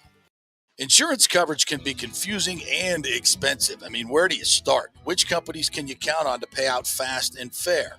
Well, call the great folks at Italiano Insurance. It's a family-owned business. Jeff and Nat Italiano are carrying on the 60-year-plus tradition of giving amazing customer service and giving back to the community through their annual backpack drive for needy students and their support of the local pediatric cancer patients. But it's the customer service that sets them apart. They can shop all your insurance needs and save you big-time money. Don't hop on the internet and waste time looking at some bogus reviews. Talk to knowledgeable agents and not some voice-generated robot. These are confusing times for homeowners, and Italiano's team of experienced professionals can provide the right coverage for every situation: home, auto, business, life. It's Italiano for all the pieces of your life. Call 813-877-7799 or go to italianoinsurance.com. During COVID, over 1.7 million people were added to the Florida Medicaid rolls, but as of April 1st, 2023, most of these people may not be eligible for the Medicaid coverage and will lose their health plan. If you have been notified you are losing your coverage, don't freak out. It's very likely you can apply for a federal subsidy under the Affordable Care Act. Just call 877-652-0244. Our representatives will walk you through the whole process, get some basic information on your income, number of kids, and then they'll find a plan that best fits your needs. In fact, with the new laws, 90% of Americans qualify for reduced or free health care. You can select great plans like Florida Blue. That's my carrier. Love them. Paying $800 left after making the call. 877-652-0244. Our highly trained professionals know all the intricacies of the new laws. They will do all the work. You save tons of money. So if you're being dropped from Medicaid, fear not. Call 877-652-0244. Get real health insurance, free doctor visits, free blood work, no deductibles. 877-652-0244. Hey, JP here for Extravaganza Productions Incorporated, EPI. You've probably seen their purple logo at so many events that you've gone to. They are based in Tampa. And for over 33 years, they've been creating and producing conferences, meetings, and special events, the biggest to the smallest. Solid reputation of delivering the best audio-visual, sound, lighting, entertainment, video production, and decor on time and on budget. I've worked with them with so many big events. The Warrior Games, which was an Olympic-style event all over Tampa Bay, from McDill to the Convention Center to USF. They did it flawlessly, made it look big and fantastic. I've worked with them on small events as well, large and small meetings and conferences, sporting events, fundraisers. If you got a fundraiser, you don't know the logistical way to pull it off, they'll take care of everything. Entertainment events, branding events, grand openings, so much more. The folks at Extravaganza Productions are the most professional and the best. I've worked with them many times. They are fantastic. You can contact them through extravaganzaproductions.com or call 813-621-4700. Extravaganza Productions, they are awesome. Let's go. Right now. Back to the show with JP on FanStream Sports.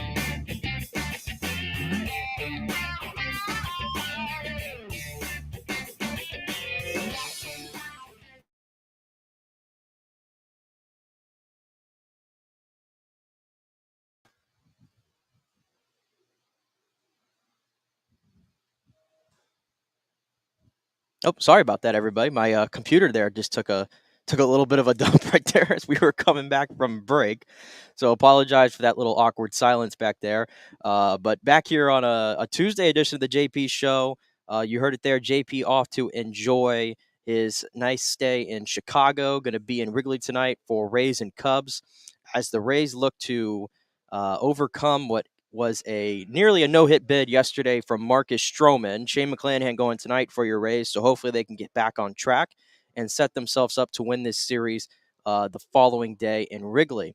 But we're going to continue on today, and as always, love to be joined by a good friend of mine, Mr. Sean Green from the Charge On podcast and NBC Sports as well. Sean, how you doing? Thank you for joining us today. I'm good, Nick. Do you actually love to have me on? Are you, I'm sure it brings you great joy to ask me to come on when I'm needed. You're no JP. Let's get that. Or actually, his new name is Servassier La Sorsa. I know. If you were listening there, he's Servassier La Sorsa going forward because that name is amazing, and it's much better than JP Peterson. And we're going to rename the show, the Servassier La Sorsa Show, for the next week probably. I'm going to have a graphic made up there for us. And we're just going to roll with it, Sean. We're just going to roll with it.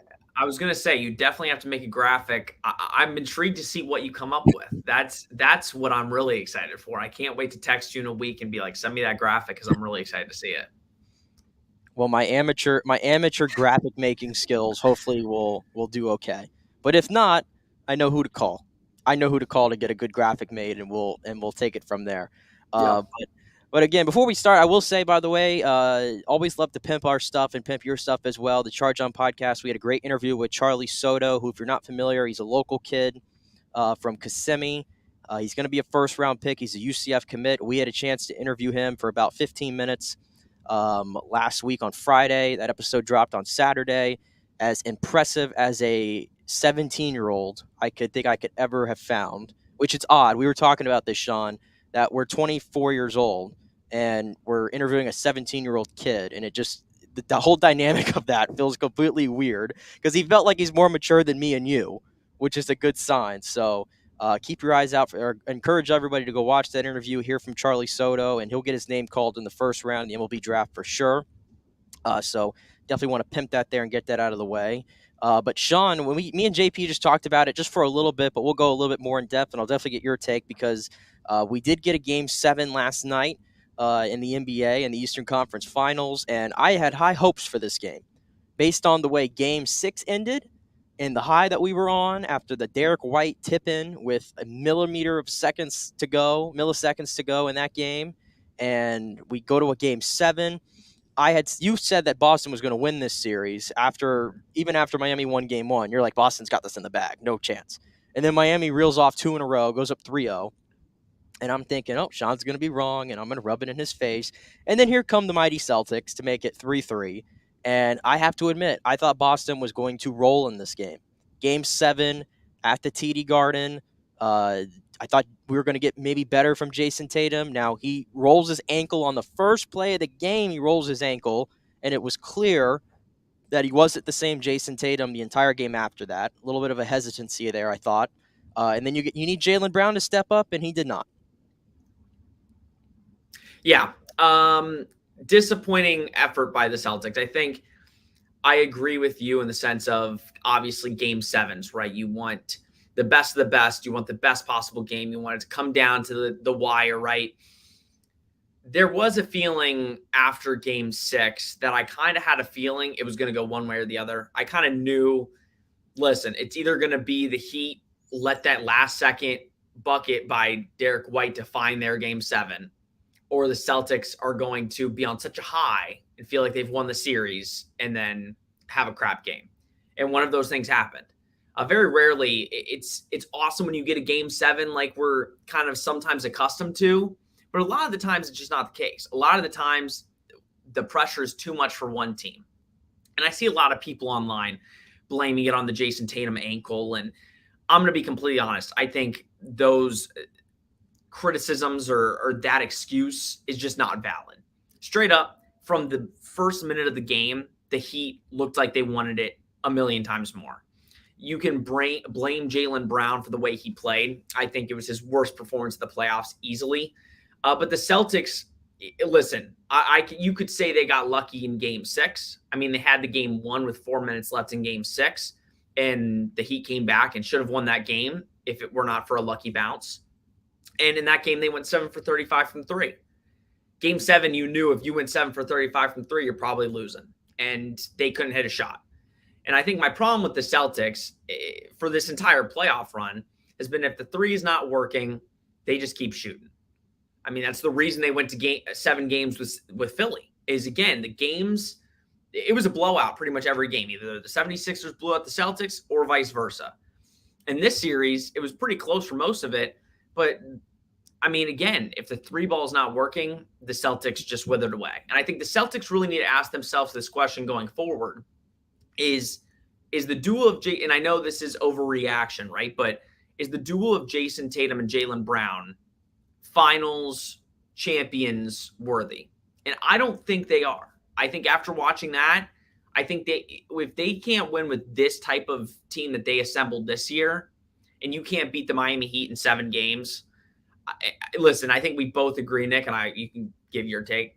I don't think if the Celtics or the Heat go into the finals, I think the Nuggets are ultimately going to win. It didn't matter which team won last night, but ultimately I think the Celtics really need to look at themselves and say, do we want to pay Jayson Tatum and Jaylen Brown both Supermax contracts? And I think that answer is no. Well, I agree. I think both, to your first point, I think both team is playing for second place because I don't think either team has enough to take down Denver. They just seem like they're a wrecking crew right now, and this is their time. It just feels now Miami could shock me, right? And they've shocked everybody in these playoffs. And I think I saw the report that Tyler Herro is targeting game 3. Can't overstate how much of an addition that is because throughout the regular season, at least, he was basically the Heat's best offensive player, including Jimmy Butler. So that'll be a big lift for them. But I think Denver is a juggernaut right now. To the point about Tatum and Brown, Richie, I mean, just commented right here, Tatum is not that dude. I don't agree with that. Well, Jayson Tatum was a no-show for majority of the big moments in this series. First 3 games of that series, 0 field goals in the fourth quarter. Didn't want the ball, it felt like. And if you're the best player on the team and you're a superstar, which I keep hearing, which he's not, which I'm team, there's like 5 superstars in the NBA, by the way. We throw that word around way too much. Jayson Tatum is not one of the best 5 players in the league to make him a superstar. I don't know why you're giving me those eyes right now. That's a hot take, Nick. It's not a hot take. He's not a superstar. Man's been to 4 Eastern Conference Finals. Yeah, well, he hasn't won. He's not a superstar. He's not a superstar, Sean. I'll give you the superstars of the league. LeBron's a superstar, right? Steph's a superstar. KD's a superstar. Giannis is a superstar. And I'll throw Kawhi Leonard in there. Those are the superstars. So you just missed out on Jokic and Embiid. You just consider them non-superstars. I need you to win. I'm talking about for a career. For a career together, you need to be an elite of the elite, all-time player, and you need to win. Those 5 guys that he's put out to are superstars. Jokic is a 2 to 3 time MVP, and you don't consider him a superstar? Sean, if he wins the finals, he is a superstar. Which I agree with you. I agree with you on the sentiment that he has not won. Until then, he is a star. There is a big difference there. We throw the word around way too much. Okay? There are superstars, and that is the elite of the elite. And I just gave you the 5 guys who, for their entire career, in my opinion, judging them off their career, are superstars. And then you have a large group of stars. And then you have a large group, honestly, where a lot of these guys belong, that are just great players. Jayson Tatum is in the star category. But he did not graduate to superstar status because he didn't have the opportunity to because he wilted away in the big moments. And I'll tell you what, I'm not paying Jaylen Brown because I told JP this. If they sign Jaylen Brown to a max extension, in year 5 of that deal, it will be $66 million towards the Celtics cap that you'll be paying Jaylen Brown. A number 2 option. A number 2 option that I could argue maybe I'd rather be my number 3 option on a championship winning team. Okay? So no, I'm breaking up that core. And Joe Mazzulla, I'm sorry. Goodbye. I understand that might sound taboo to get rid of a head coach who took somebody to the Western Conference or the Eastern Conference Finals, but I look at the game. What was the game plan? The game plan was just jack up a bunch of threes. If we make them, we win. If we don't make them, we lose. That's not a winning game plan at all. There was no adjustment made to what Boston was going to do to win these games. And this is what you get. This is what you get. So I'm making radical changes to Boston. I'm getting rid of Joe Mazzulla, and I'm bringing in somebody who can actually coach and make adjustments. And I'm breaking up Brown and Tatum. I'm making radical changes here to this Celtics team. You know what's crazy? The Celtics have they were in the finals last year, and they went to the Eastern Conference Finals this year after firing their head coach for, things we're not going to get into. Fire their head coach, bring on the backup, had injuries all year, weren't the best team in the East, still made it to the Eastern Conference Finals. They were the number 1 down. Huh? They were the 1 seed. No, they weren't. Oh, Milwaukee was. You're right. Milwaukee was. So I find it funny. Like, I get it's overreaction Tuesday after a Game 7. I do agree with you on the Joe Mazzulla. I don't think Joe Mazzulla should be fired. But what I will say is his biggest issue is not making the necessary changes when they need to be made. Because Erik Spoelstra, again, I think we all agree, we've said it. I think if not the best coach in the NBA, definitely a top 3 coach. He's done it with nothing for years. I mean, once LeBron left, and I get he had Jimmy Butler, but many didn't assume Jimmy Butler was number 1 option.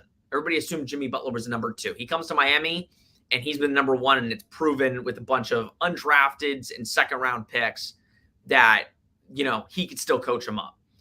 Spoelstra, he is so good at making the necessary changes and things that need to be done, which in Miami Game 6 and Boston Game 5, the Heat, or what the Celtics did was basically every time Bam got the ball, they would switch Derek White onto him. Derek White would, guard Bam, and then everybody else would just guard whoever they have, regardless if Al Horford's on whoever. Boston did the same game plan and just did it in Game 7. I think that's the problem. I get it was working, but if you didn't think Miami was going to switch it up in Game 7, that was Joe Mazzulla's problem, is he didn't switch. Now, to the Jayson Tatum not being a superstar thing, that is absolutely ridiculous. No, it's not. No. And hear me out, okay? You put Jayson Tatum on any other team in the NBA, I think he does the same. Now, granted, the talks of him not being productive or being too passive in certain moments are very valid. I mean, there are times where he has 30 and a half and then takes like 2 shots in the second half. I think those things are valid. Well, then he's not a superstar, Sean. But you also have to understand. You can't take halves off like he does. I don't think he takes halves off. If you look at his stat line, it's not like he's taking it off. I think he's getting his teammates more involved, where I think in some points he does have to be like, I'm the superstar, I'm going to take the ball. And I think he did that in Game 5. I think it was the game he had 40-something points. He took over that game. He said, give me the ball, right? Last night, where I don't really count last night because of the ankle. There were certain moments you could just tell. Like, I think the time where he kind of faked it and went and dunked it, you could tell right when he started running back, his ankle just wasn't right. Game 6 even, he just kind of, in the fourth quarter, he kind of shies away. I don't think that discounts him as a superstar when you look at his productivity throughout the entire year and in the postseason the last however many years. He has been a consistent superstar. Nobody that guards Jayson Tatum says it's very easy. And when you put Kawhi there, I get you say for the career. I don't view superstars as, you can count Kawhi as a superstar for his career. Kawhi hasn't been a superstar for 3 years. Kawhi's been a part-time, barely played, injury-plagued player for the past 3 years. If you're putting Kawhi Leonard over Jokic, Embiid, or Tatum, I think that's absolutely ridiculous.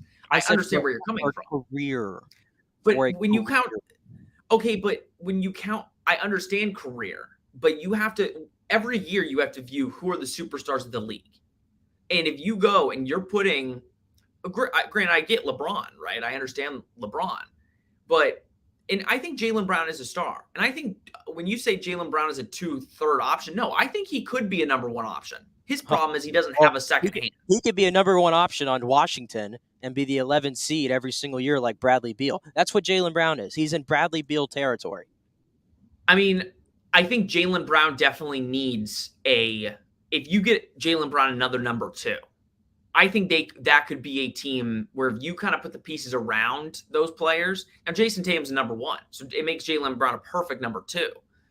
To the Supermax, I think somebody should give Jaylen Brown a Supermax. Wow. The problem is his left hand. Now, I don't think the Celtics should. Now, granted, nobody can give him the Supermax because the Celtics are the only team that can physically give him a Supermax. But there is a team out there that will give him a max contract. I don't know who, but the problem with Jaylen is consistency. When he's on, he's a top 20 player in the NBA. No question. Well, anybody can be on in the league. You're right. But with Jaylen Brown, if you look, there's some games he plays way better than Tatum. Maybe half the time if you're considering that, right? He didn't show up last night. Now, you can also say that he took a lot of shots that just weren't good shots and was forced. He was reckless. He was reckless. 7 turnovers, reckless. Well, and again, Miami's game plan was perfect. When he goes to his left, I mean, you might as well double team him when he goes to his left. He is a right-handed player, and that's his problem. He's not very good when he goes to his left. So, I don't know. I disagree. I do think the Celtics have to possibly consider splitting them up.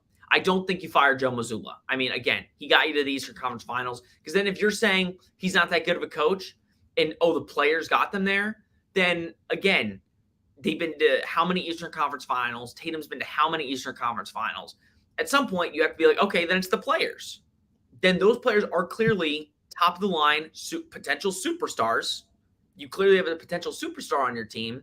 If you've been to that many Eastern Conference Finals, granted, 1 finals, but I don't think you fired Joe Mazzulla yet. And I do think you really have to strongly consider getting rid of Jaylen Brown because you're not going to pay him. And I think their bench unit is good enough with Brogdon, White, and Williams to make some noise in an East that is pretty much wide open at this point. Anybody can win the East any given year as of right now. It sounded like you made an argument for me there that Jayson Tatum is not a superstar and that Jaylen Brown is just a really good player. That's what I heard. That's what I heard. I consider Jaylen Brown a superstar, but I think he obviously needs to be better. You consider no, Jayson Tatum. Sorry, they both have J names. Back up. Jayson Tatum, I consider a superstar because I think if you put him on any given team, I think they become instant Eastern or Western Conference Finals contenders. The question, though, is when he gets there. Now, granted, again, I don't think we're talking like it's the Heat one, right? So everybody's talking about the Heat and how the Celtics were trash in Game 7. Everybody was talking about the fact that the Celtics made their way back, but I don't think now anybody's talking about that. They did make their way back. This team did incredible things to get to a Game 7. Should it have got there? No. The Heat should have won Game 5. Yeah, I agree with that point. I'm just saying, if we're going to judge somebody as a superstar, then you need to have a real conversation about it then. Because we've talked a lot about Jaylen Brown on this show. The national media is talking about Jaylen Brown. Well, then why are we just skating right through Jayson Tatum, who put up 14 points last night? Because Jayson Tatum, ankle withstanding, I understand, but I'm just like double standards here. If LeBron James put out that output in a Game 7, gotta have it in his home building, we would crucify that man today. We wouldn't care at the fact that he rolled his ankle in the first quarter, and we would kill him. You know that's true. And that's true. And LeBron James, the difference is in a game where he had to have it, he puts up 40 and whatever and almost has a triple-double. There's a difference there than what Jayson Tatum did. He showed up realistically in one Game 7 and one big game, got to have it this year, and that was in the 51-point performance against Philadelphia. Not taking anything away from him. That was one of the most outstanding games I've ever seen from a player in the playoffs. That's great. But consistency was not there, and Boston needed it, and you can't rely on a bunch of Derek Whites, who we're going to overrate. We're going to do this. We love doing this. We're going to overrate a bunch of role players and called Derek White he's a really good player in this league. No, he's not. He's just a role player that can get hot at any time, right? And if you're going to talk about who the key role player was of this series, look no further than Mr. Caleb Martin, okay, who was the most important player, I'd argue, in this entire series, especially for Miami. And let me give you a stat here. Let me give you a stat that I found this morning on Caleb Martin, who was on a heater yesterday. He scored 135 points in this series in 7 games combined and shot 60% from the field, from 3 and from 2. There are only 6 players that have ever scored more points on 60% shooting in a conference final. 6. Shaquille O'Neal, LeBron, Dwayne Wade, Sean Kemp, Kareem Abdul-Jabbar, and Dwight Howard. Okay, we should put him up there with them, huh? Let's put Caleb Martin up in star level now. Well, see, I have actually numbers to support that data if I want to make that argument. I've got no numbers to support Jayson Tatum being a superstar and Jaylen Brown being worth a max contract. I got nothing to support. I got nothing to support that argument. Let's do this. Let's trade Jayson Tatum for Caleb Martin, and let's see how the Celtics do next year and how the Heat might as well do it. We might as well do it. Because I guarantee, and we can even have this argument, Derek White and Caleb Martin. There's a reason Caleb Martin was cut 2 years ago or a year ago. There's a reason. Is there? It wasn't like he was, catching the league on fire. Can we just boil it down to, just like you say, Derek White? Oh, Derek White. Everybody said, oh my God, he's a good player in this league. Can we just boil it down to whatever system these people are in or these players are in? It brings out the best in each player that's and how it who's works. coaching. So Caleb Martin, put him back on the Hornets now. Let the Hornets give him an $80 million contract, and let's see how quick the Hornets cut him. Because, again, I think the Miami system and how Miami coaches, they make something out of quote-unquote nothing. They get these undrafted guys, these people that are not wanted, that are three-point shooters. That is their specialty. And guess what? Jimmy Butler and Bam play to that strength. And they know, okay, we've got shooters on the outside. Jimmy's basically your point guard. Kyle Lowry's non-existent anymore. Like, he came up clutch in some of moments last night, but he's a bench player now for them, basically. Get a bunch of three-point shooters, put them out on the wing, and run your offense. Like, Caleb Martin was outstanding last night, and he's been so efficient. But I also don't agree. Like, it's like, I think Derek White is a better player than Caleb Martin, personally. Now, granted, again, let's put Derek White on the Spurs was really good. Then he goes to the Celtics. He's really good. Caleb Martin was on the Hornets. Was kind of bad. Then a rapper, I forgot who, asked Miami, please, I think it was J. Cole, please sign Caleb Martin, my good friend. And the Miami Heat said, okay, sure, and signed him. Now they're like, oh my God, that was great. We listened to this guy, and he ended up being something. So I don't, good for Caleb Martin. I'm happy for him. He's really productive, and he's probably going to make himself a lot of money here in the next year or two. But I look at the entire player's lifespan in the NBA. Caleb Martin's playing really good in Miami, but it's like Gordon Hayward. Gordon Hayward in Utah was so good. Goes to the Hornets, and it's almost like he's aged 50 years, right? So it's good for Caleb Martin. I'm happy for him. But I think Derek White is still better than Caleb Martin. There's no question. Yeah, well, That's my TED Talk. Caleb Martin will be trying to win NBA Finals, and Derek White won't. So very true. But no, this series taught me that Erik Spoelstra, again, we can't say enough about him. He's been to 6 NBA Finals in 13 years. And Sean, by the way, I don't know if you heard, but he used to be a video guy. That's how he got his start in the NBA. Did you know that? Yeah. Did you know that? My goodness. Over after Pat Riley. I'm so shocked at these things that I've just learned today for the first time ever. Did you see the guy? Wow. So Erik Spoelstra, did you see that one to the ground? Oh, I know. I mean, he's incredible. I mean, I think everybody after LeBron left and D-Wade retired, was like, okay, well, the Heat go back to being, the Heat after before Dwayne Wade and after LeBron. It's like, okay, Erik Spoelstra will now get to see what he's actually made of. And he's proved everybody wrong. I mean, because again, everybody's going to say, well, he has Jimmy Butler. And it's like, Jimmy Butler on Philly was number 2. Goes to, Minnesota, he was the number 2. So it's like, Well, I mean, I think we both disagree, but There's that's a what common people were there's saying. a common theme there where Jimmy Butler, no matter where this guy has gone, his teams, we forget this. Philadelphia, if not for a Kawhi Leonard clutch play in that Game 6 or Game 7 in 2019, if not for that, I truly believe Philadelphia goes on to potentially win the finals. I think Jimmy Butler was that good for that Philly team, and they made the wrong decision, an awful decision, to get rid of him and instead give Tobias Harris a huge contract, and they're still living that one today. We forget in Minnesota, Jimmy Butler and the Timberwolves were the 4 seed at one point that year. I think it was like 2018, I want to say. They were the 4 seed. Then Jimmy Butler got hurt, and the Timberwolves just went all the way down. It didn't matter that they had Karl Anthony Towns and some of those other talented players. Couldn't keep it together. Jimmy Butler knew before everybody knows, and now everybody knows, but Jimmy Butler knew beforehand that Karl Anthony Towns is not that dude, and that the Timberwolves culture was complete crap, and he got out of there and went to Miami, and they built it up now because you got a bunch of players on that team that got Jimmy Butler mentalities. Maybe they're not as talented as Jimmy Butler, but they got his mentality. They're grinders, right? They're trying to win their spot in the NBA. Jimmy Butler plays like an undrafted free agent. He truly does. He doesn't play like a guy who went first round and has played on all these really good teams and has accolades and all-stars and all NBAs and all this stuff. He doesn't play like that, and that's why I appreciate him, and that's why I think the Heat are where they are. To the point about looking ahead to the finals, the biggest mismatch, in my opinion, is clearly Jokic and Bam Adebayo.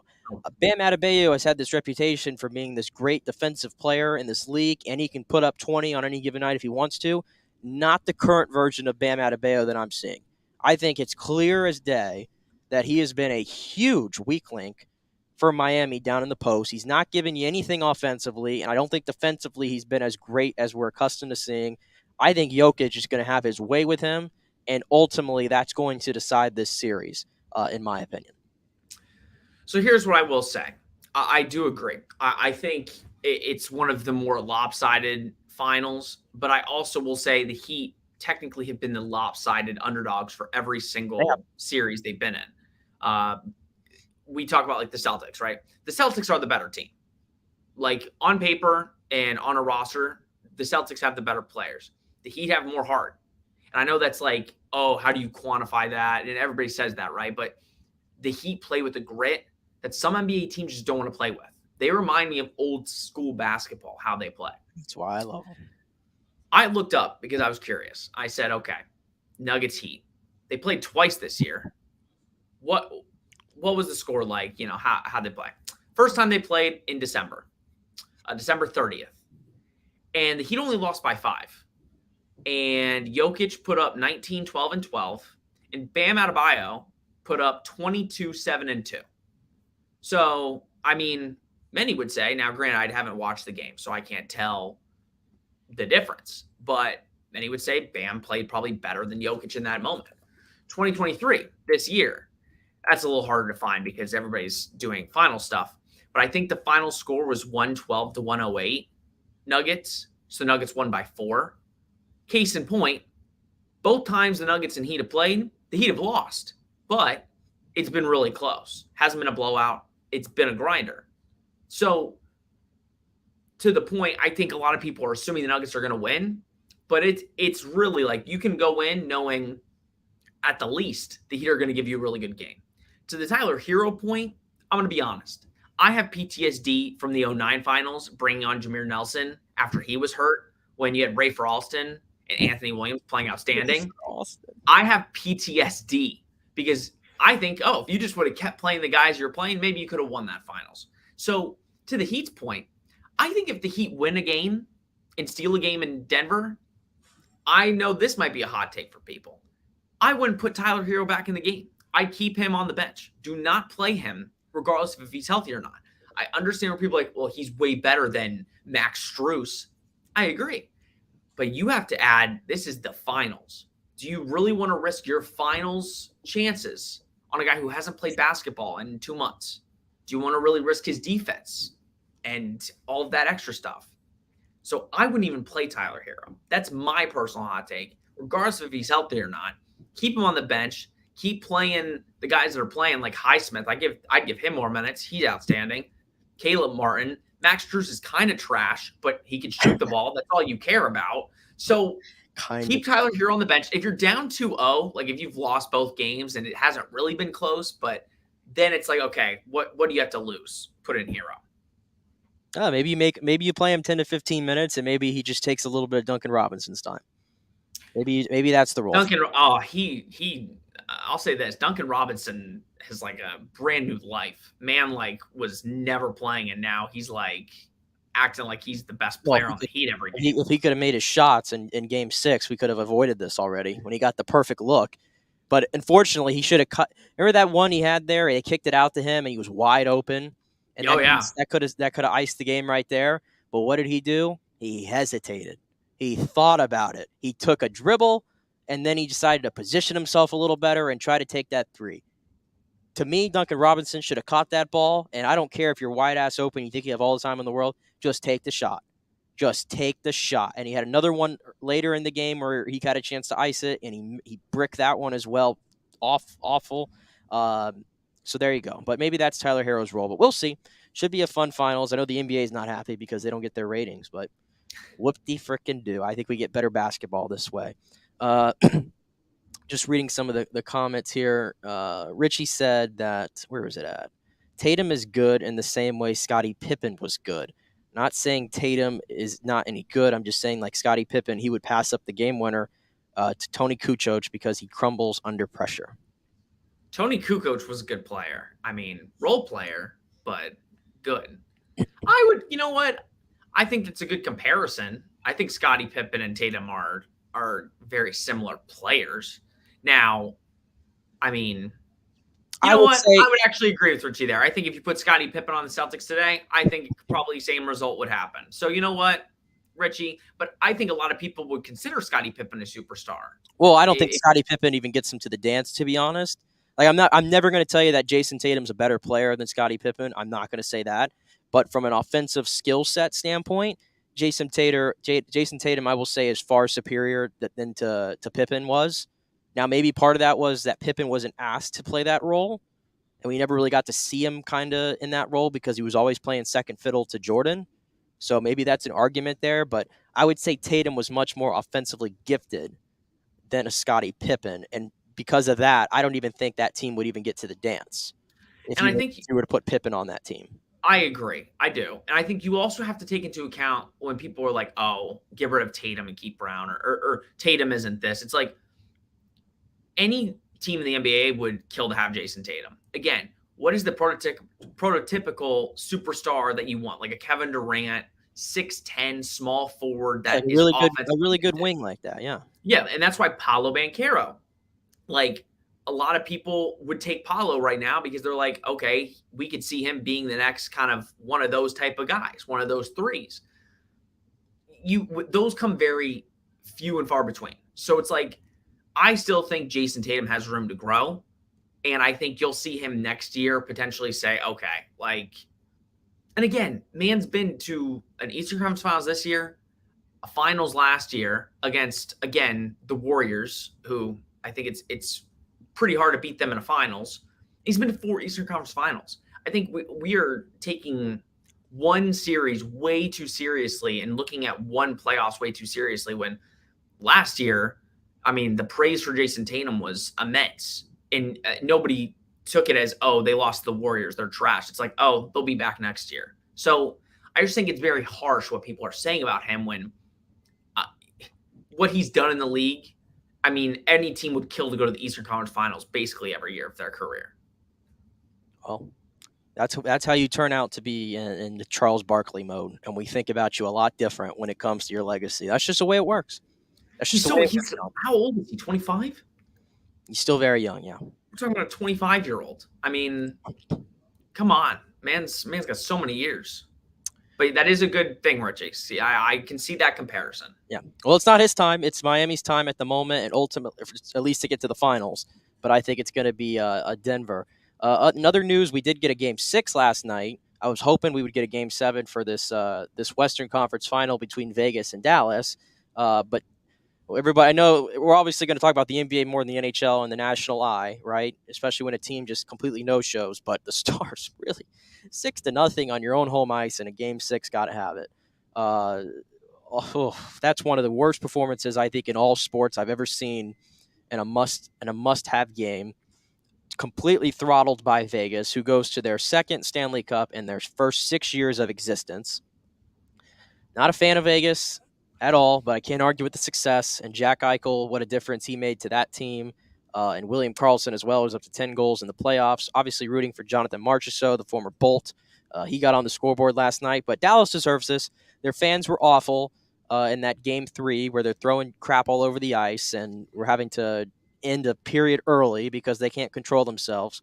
And Jamie Benn, this is why they lost, because Jamie Benn should have been suspended for the entire series. He gets a 2-game suspension, and then he comes back into this game, and of course Dallas goes right back to getting throttled. Okay, their captain and his line, him, Sagan, and Johnston, were completely a no-show yesterday and a non-factor. So Dallas gets what it gets, and we have a NBA final or NHL finals of the Panthers and the Vegas Golden Knights in the NHL.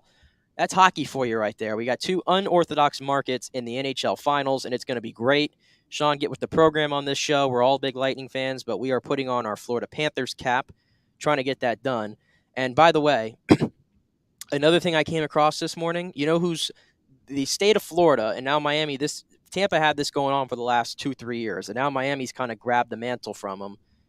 This is all Tom Brady's doing. Yeah. This is all of Tom Brady's doing. Let me get to what I saw. I put it in my tweets here. Hold on. It was insane seeing it. I'll say that. I mean, okay, this is all Tom Brady's doing. Let me get to it. Where'd it go? Every time I need to find something, I thought I had it, and it's gone. I mean, you should do it off the top of your head if we're being honest. Tweet got deleted, of course, but I'll try to paraphrase it here because I can't remember the whole thing.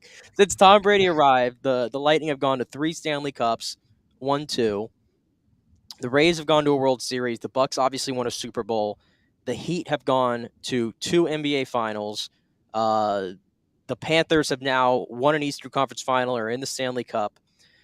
FAU went to the Final Four in men's basketball. And I know there's another team I'm missing. Miami Hurricanes basketball went to a Final Miami Four. Hurricanes basketball went to a Final Four. Are you starting to see the theme here? Tom Brady comes to our city first, and then as the whole state kind of encompasses his greatness and is now the epicenter. Florida is the epicenter of professional sports right now. I think it's hard to argue that case on the success that all Tampa and Miami have had now in the last 3 years. And that is a great thing. I love to see it. And it started with one Thomas Edward Patrick Brady Jr. There is one team missing from that hopefully in the next couple of years we can add that team to the list. And what would that be? The Orlando Magic winning an NBA Finals. I mean, yeah, well, I'll see you in about a decade. A decade? Oh, if it's a decade, it'll be longer than a decade. I mean, no Wemby, we don't eat. No Wemby, we don't eat. Paulo's the savior. Come on. I'm just kidding. I've made my feelings known about Victor Wembanyama and why he is not this generational prospect. He's not the most hyped. He's not the greatest prospect in the history of team sports, Woj. Okay, let's get that straight. I see all these mock trades. ESPN did a mock trade sending Wembanyama to the Magic for Paolo Banchero and like picks 6 and 11, and I'm like, what are you kidding me? Would never do that in a heartbeat. Neither would the Magic, and I don't even think I think the other team would feel bad about doing that. San Antonio. I mean, come on. San Antonio's not going to do it because they think they've got the next coming of whatever. Exactly. I don't think he's the next coming of anything. Like I think he's got to be really good, but I also think the height, like everybody forgot about Paolo all year because they just moved to this next draft because of Wembanyama, and I'm like, you have a guy that as a 19-year-old averaged 27 and 4, and you just like, okay, he won Rookie of the Year, almost unanimous. All right, let's go. It's like, yeah, just give me the guy from France who's never played a down of basketball. Okay, cool. Yeah, Yeah. So I'm happy with Paulo and Franz. We move on. I know you are. All right, we got about a minute left here, 2 minutes. We can go over just a little bit. I did want to just mention this. This happened on Friday after our show. DeAndre Hopkins officially released by the Arizona Cardinals. He is on the free agent market. Sean, I see you perking up over there because I was going to ask you in a quick minute, Is Bill going to get uncomfortable and make a move here for the 30-year-old DeAndre Hopkins? I mean, he was watching. Got a hunch of where he's going? All I'm going to say is he posted yesterday him watching a Patriots Super Bowl from, I think it was Super Bowl 51. He was watching on the TV. So, I mean, wink, wink. My man's going to New England for $14 million. Well, unfortunately, the Patriots and Mac Jones, they don't fit his criteria. Remember his whole criteria that he wanted? They don't fit it. So Bill fits it. He wants money more than anything. That's the thing. Hopkins is full of crap. He's like, oh, I want this. That's not about the money. He wants the money. Nobody's paying him the money that they want. The only team that can do it, the Patriots. Even though we're still only going to win 6 games this year, it'll be nice to see him catch a couple balls. You're going to win. The Patriots are going to somehow grind their way to 9 wins. It's going to be ugly. They're going to be the most boring team in the league again, because they always are, because they're allergic to prosperity and they're allergic to pushing new forward-thinking ideas with an offense. Let's see if Bill O'B can turn that around. But that's just what they've been for the last, at least on the flip side of Tom Brady, especially last year. I think Hopkins would be making a huge mistake if he goes over there. Too much turmoil. You're in the back half of your career, probably got a year or 2 left of your prime, realistically, if you can stay healthy. Now wasting it on New England and Mac Jones. You know where I'm going if I'm DeAndre Hopkins? If he was smart, I'm going to Kansas City. Oh, I'm going to Kansas City. What a shocker. I mean, that's the easy answer, and that's the smart answer. I'm sure every receiver. You want to win, and you want to put, but he controls his fate. You think Kansas City's going to be like, no, we're good. We don't want DeAndre. No.